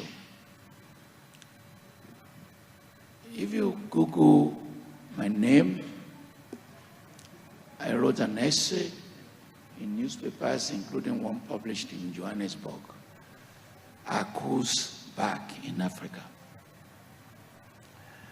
And we have to put considerable blame on the failure of democratic institutions, on deliverables of democracy. We have colleagues who used to be socialists who turned to socialites. And we have colleagues who promoted democracy but who turned to militocracy. When democracy doesn't deliver progress, when it doesn't deliver development, if people cannot put food on their table, they would begin to worry whether this democracy works for them. I'm sure there are people in this audience who knew the great initiative made in Egypt, where we gathered and said, can we not define democracy on our own terms? And we rejected its liberal definition of dividing power into three, the organs of government. And we are definitive to say that democracy in Africa must include issues of food, issues of education, issues of water supply. We are insistent that we cannot define operate democracy outside of development. If you live in Western societies and you follow their debates, you often wonder, are these not debates based on the fact that they have no problems? But you cannot live in Africa and not worry about food, about potholes. You have to worry about them, about erratic electricity supply, about water shortage. So, if you live in Mali and there's no water, if you live in Uganda and there's no electricity, you begin to question leadership and you begin to question democracy. And there will be feedback to those in the police. There will be feedback to those who are in the military. And those feedback will pressure politics. We're in that situation. I like the conversation of guns. AK-47 is all over Africa. Many of you have studied the Atlantic slave trade and studied the Middle Passage. But many may not know there is that reversal of the Middle Passage. There is now rapid traffic from South America to West Africa. It's very rapid. The slaves that took slaves to the Americas is now bringing guns and drugs. Very rapid. And many people are not paying attention to that. They used to think that these guns come across the Atlantic. So, international bodies, the African Union, must collaborate because they know these gun producers. They have to do naval blockade, just as it did in the 19th century to stop the Atlantic slave trade, because that's where they come from. And as long as these guns are available,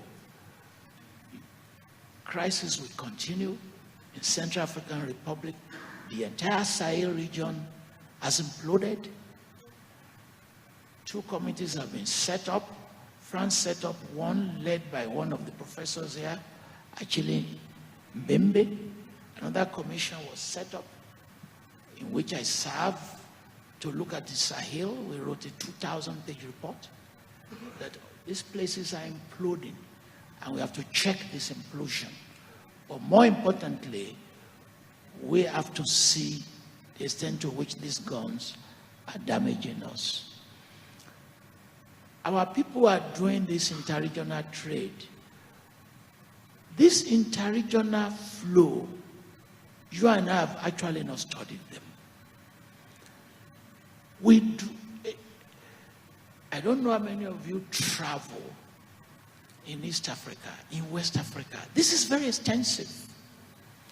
It's very, very extensive. If you go on major roads between Kenya, Tanzania, Uganda, you see those trucks. There's so many. Corn food, the same thing in West Africa. The same thing. Tomatoes produced in the Republic of Benin, coming to Nigeria, close from Abeokuta, going as far as the Gambia. We have to empower this traffic. We have to make them grow more. We have not up until now studied effectively the informal sector in African economies. These informal sectors are huge. They are very expansive. We do not know the tax base. We do not know the volume. But look at all the streets. Look at all the countries. Go to Lagos. Between the time you leave your office and get home, you've done all your shopping on the streets. You've bought your tomato, your beef, you just get home and cook them. But we have not built a data bank on them. And precisely, we have not studied survival mechanism in Africa. You read the Chicago Times, the New York Times, they will say, people survive in Africa on $1 or $2. I say, okay, come. I will buy you a ticket. I will send you to Lagos. I will give you $30. In fact, I will give you $60. Come back. Let me know whether you will not be, whether you'll be alive. Precisely, we do not know how millions and millions of our people actually live. The reason is that we have a cultural network.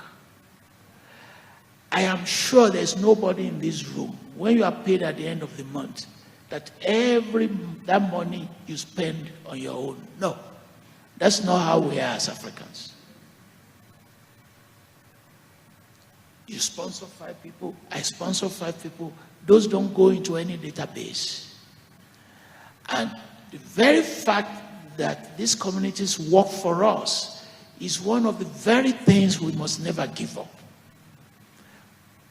When you do wedding ceremony, social payment, funeral ceremony, social payment, we have not studied the social payments. So there's so many things in our continent we need to pay attention to, things that make things work for us, that do not enter for my economies. Thank you. Thank you. Thank you very much. We will now open up for the audience. I'm hoping there are roaming mics for our audience. Can I see an indication? Yes, thank you. Let me do some of the housekeepings for our audience as we take questions. I will first take a round of 3 questions from 3 persons. And I will proceed to I'll come back to Professor Falola, and then I'll take another 3 if time allows. And that's true, we are working on time here. And I will also request that we don't make preludes, forward, context, background, purpose of the question. We ask short. Please, let's try to be short and precise in our questioning. Please, distinguished guests, I beg you, and so that we can have other people asking. And also, I'm going to request that we don't do those long, convoluted questions that we may not even know, Prof might not even know how to answer them. So, I am seeing a hand there in the front, and I think it's one of our alumni. When I look at him, yeah, oh, that's him, the gentleman there.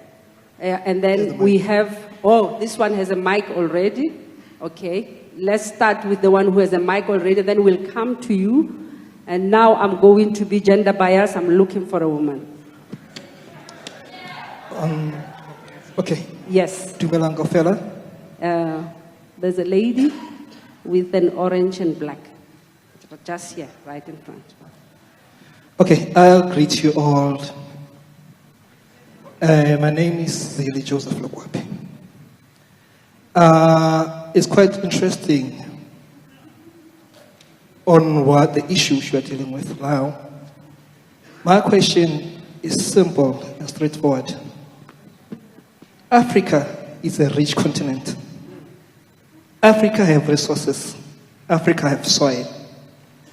Yet, Africans who stay in Africa, they are poor. What is it which the scholars and the politicians, also those who are in the economic sphere, are they doing to make sure that Africa rises beyond its means? Because we cannot provide Europe or the West with our own things, yet our people are suffering at the ground. I mean, the issue of the war in Russia and Ukraine, it was not supposed to be affecting us here in Africa. We are not even part and parcel of it. Here in Africa we have oil, but our oil is not used by Africans. Here in Africa we have diamonds, we have gold, but our minerals are not used by us. Thank you very much. Thank you very much. Thank you very much. You can take your seats, sir. Thank you very much. My name is Simo Zulu. I am an alumni of Timali, which is now the TM school. I have lots of questions, but we will engage after this, Prof. I have one question. Kwame Nkrumah said Africa must unite. Africa must unite. The question that I believe we must ask ourselves is Africa united? And if not, why is Africa not united? It's a very big question. It's a research question. I volunteer to be a scribe for you, Prof, to do this. But I can tell you that there are things that militate against the unity of the African continent. And one of them is our colonizing overlord. our colonizing overlord. Till today, there's a colonizing overlord that is taking charge of our lives. Now, the question that we must also ask is, what is it that we need to do to liberate ourselves from the yoke, from the tyranny, from the oppression of the colonizing overlord? Thank you very much.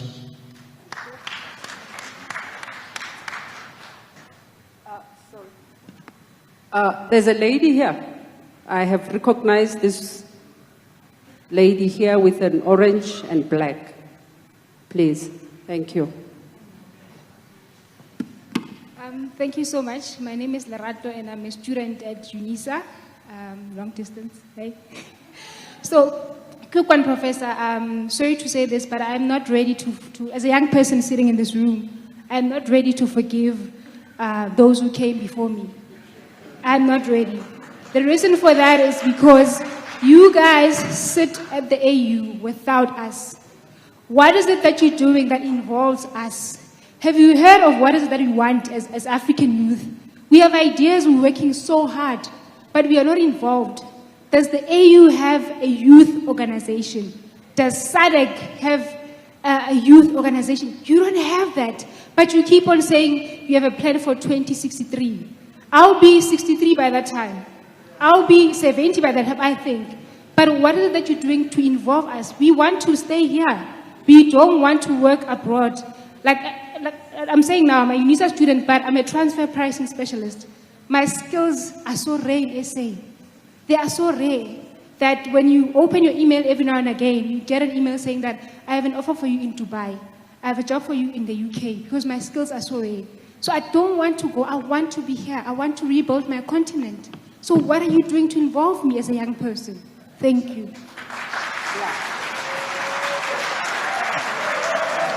Thank you. Thank you very much. Prof, I'm happy I'm not you tonight. Over to you. Thank you very much. You know, we are all sinners.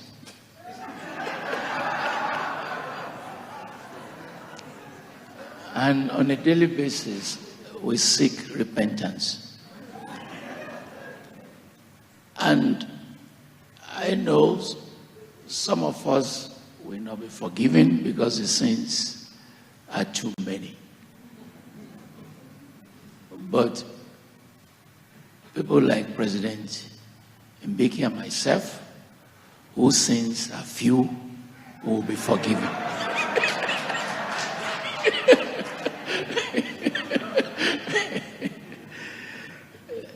The point about youth involvement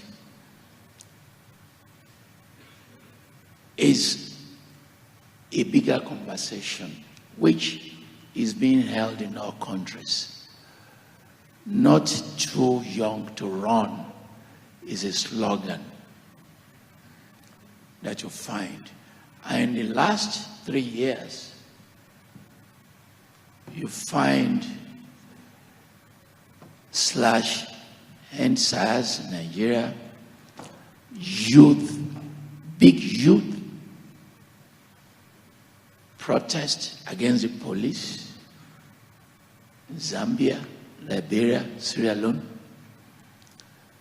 youth massive movement in Uganda, movement against sexual harassment, against rape. These challenges are ongoing. They're vibrant, and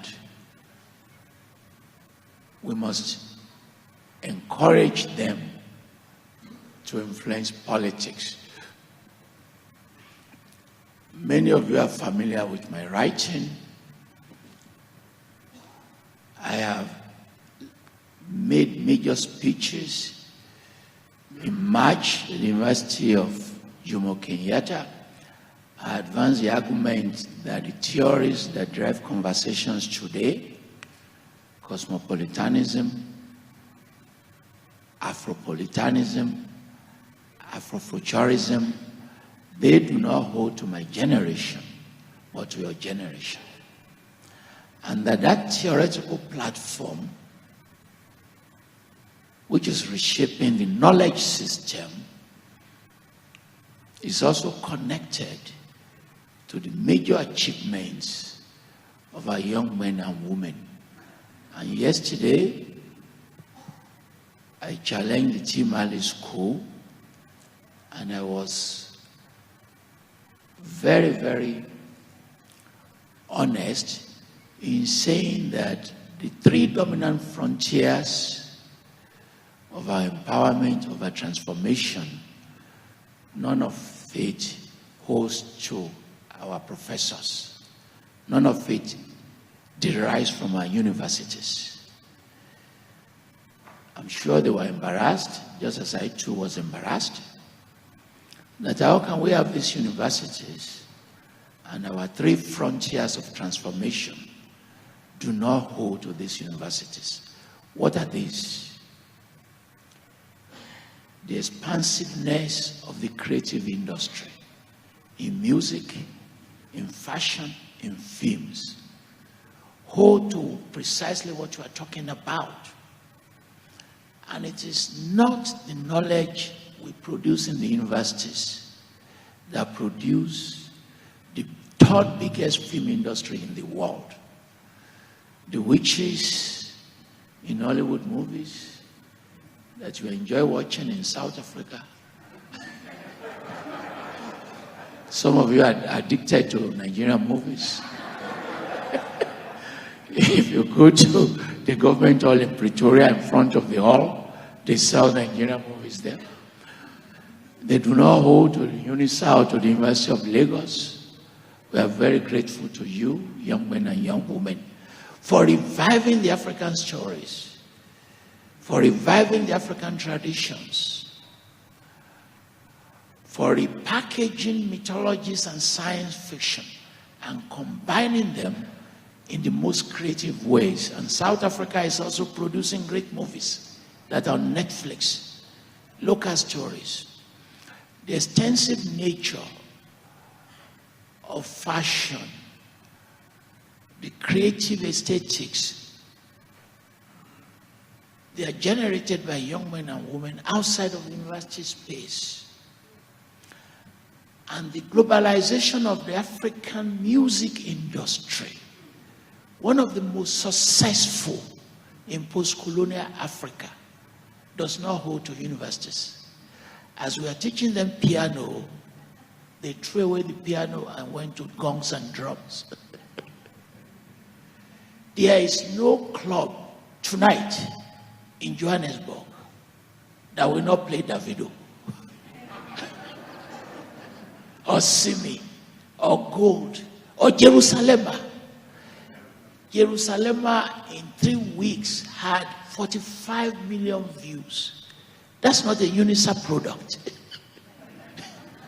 So it's a challenge to our universities that as the youth empower themselves, not only are we going to buy their knowledge, have bought into their knowledge of Afrofuturism.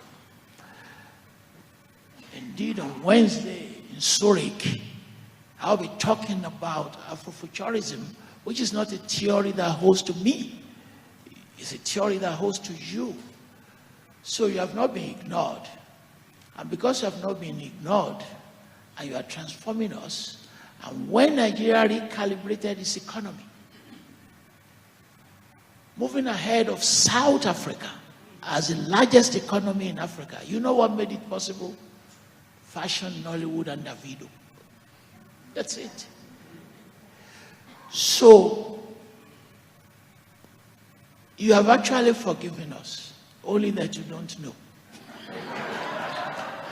Because in creating these theories, in creating this creativity, in reviving our culture, creating music, creating new poems, creating new stories, you have said, Mbeki, you are an old man. You want to move forward. And we thank you for moving forward. Why are we not using African resources? UNISA has contributed to this dialogue.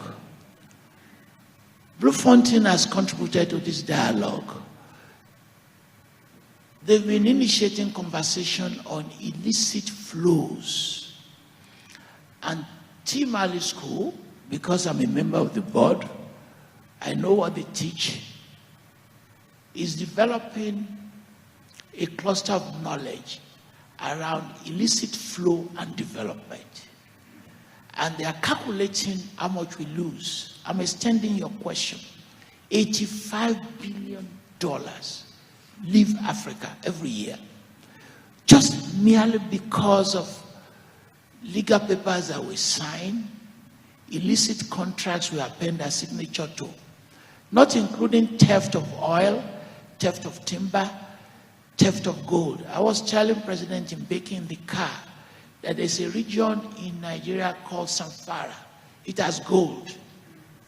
They're stealing the gold. Sometimes in the middle of the night, they will bring a helicopter to steal the gold. Mali is a gold producer. It has no gold reserve. France does not produce gold. It has gold reserve. And that is the dilemma we face. Why is Africa not uniting? We are uniting and we are disuniting. Because, as I said in the lecture, if you look at it at the state level, at the level of the state, you will come to that conclusion. If you look at the level of the people, you will reach a different conclusion. Africa is not a surveillance state. The West is a surveillance state. A surveillance state collects data on virtually everything. I'm from Ibadan, Nigeria. If you ask me, how many people died in Ibadan last year? I don't know. You don't know. The government does not know. Because we're a non-surveillance state, no one can tell you and me how many South Africans are married to Nigerians. We don't know. How many Nigerians are married to Ghanaians? We don't know. How many children every year do we produce that are multinational, multicultural? We don't know. What is the traffic in trade? We don't know. So that unity is ongoing. Only that because we are not a surveillance state, we don't track them. As to the level of the state, you have answered the question. The fragmentation, the disaster of colonization, neo-colonization, the perpetual desire to make us fragment, fight one another. But we are going to overcome, and we surely will overcome. Thank you. Thank you very much. I just want to look at our program director, if we still have time, and I think all of them are showing me we are at the end. That is very sad, I know. We were just allocated these 35 minutes, but I think we were able to engage with our lecture. My bosses are showing me that it's time up, and I want to go to work on Monday. And get my salary. I'm sorry. I'm sorry. Professor, thank you so much. Thank you for taking us through. And I want to thank the audience also for their engagement. Let's continue the conversations in our universities, in our communities as well, and let's do likewise also on our online chats here at UNISA. And thank you, viewers at home, for participating in this dialogue. Thank you.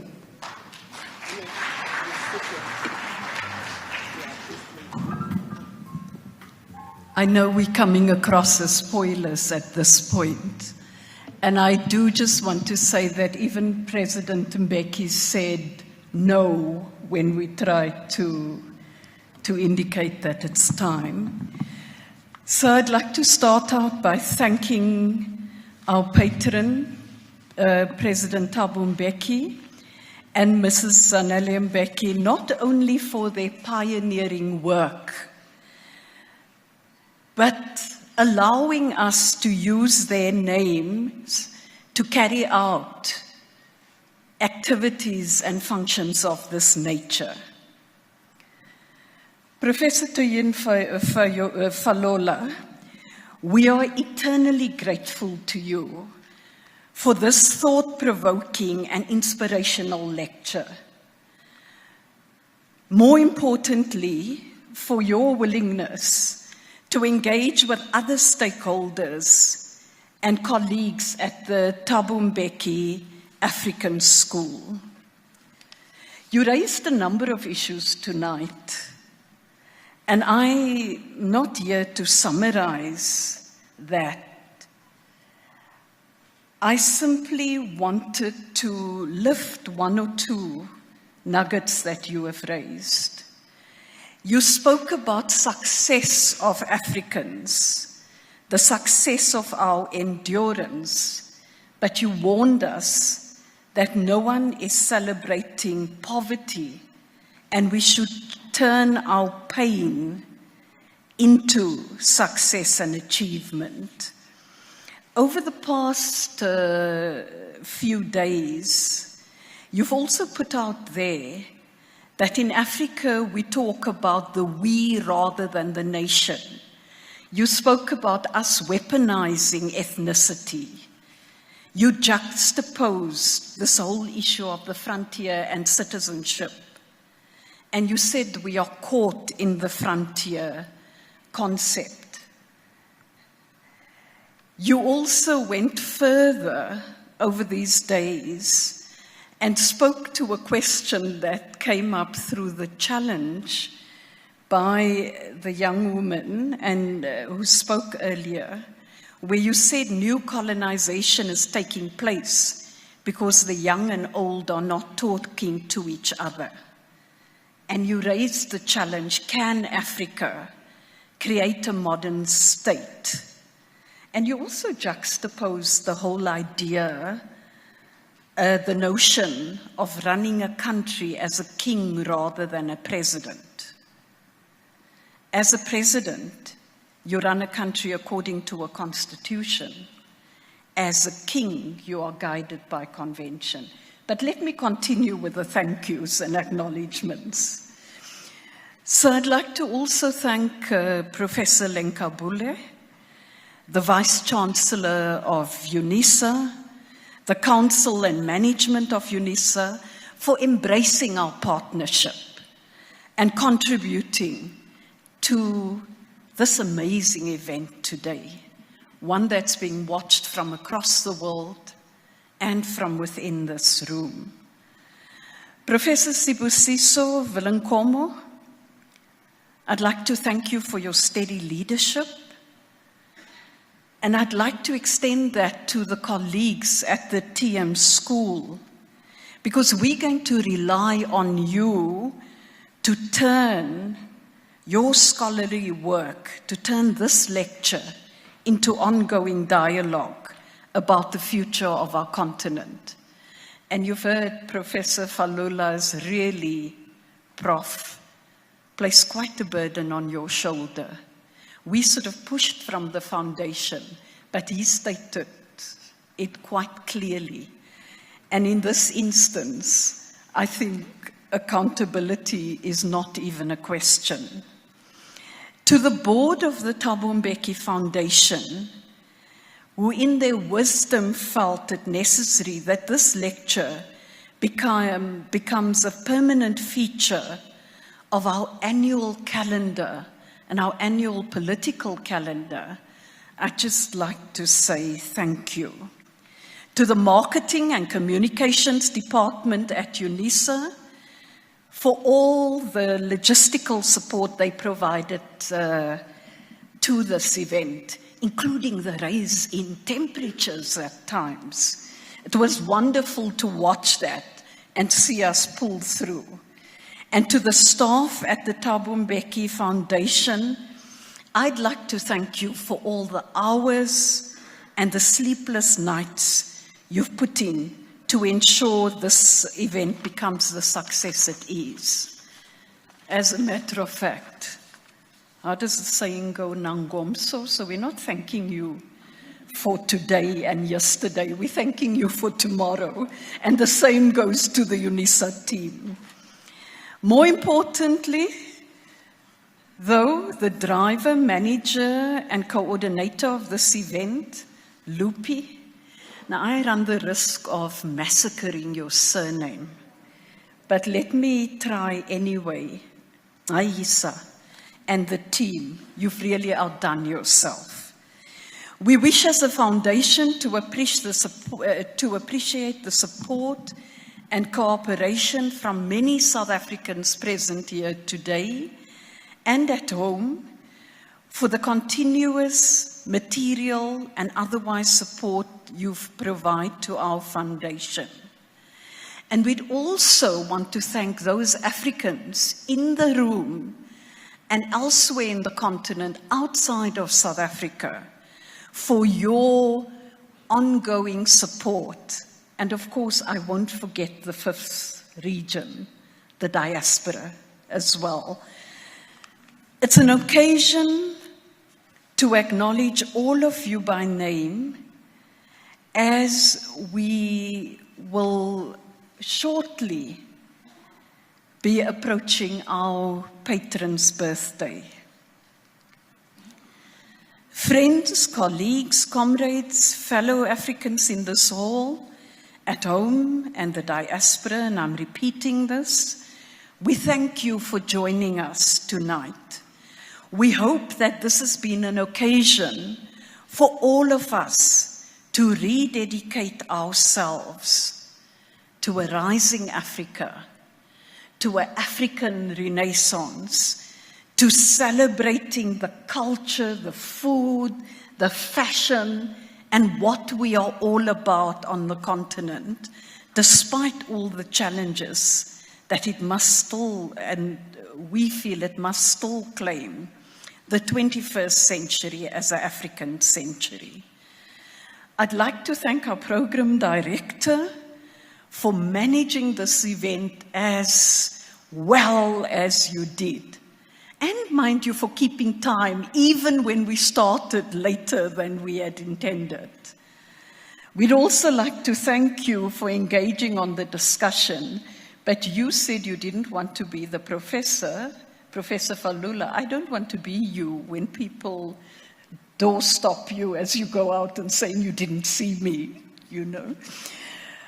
The conversation about the African Union at 20 does not end tonight, but it starts here until the ideals of Africa's Renaissance are achieved. We're going to make it happen, and we're going to make it happen intergenerationally. So you are welcome to join us for a modest dinner, and you will be directed by our ushers. But before you join us for this modest dinner in the adjoining and adjacent room, I would like you to be so kind to allow the Chancellor, the Vice-Chancellor, and Professor Falula to leave first. But I'd ask the audience to rise as we do so, because you will also join in to go and join us at the dinner. Have a great night, and once again, happy Africa Month.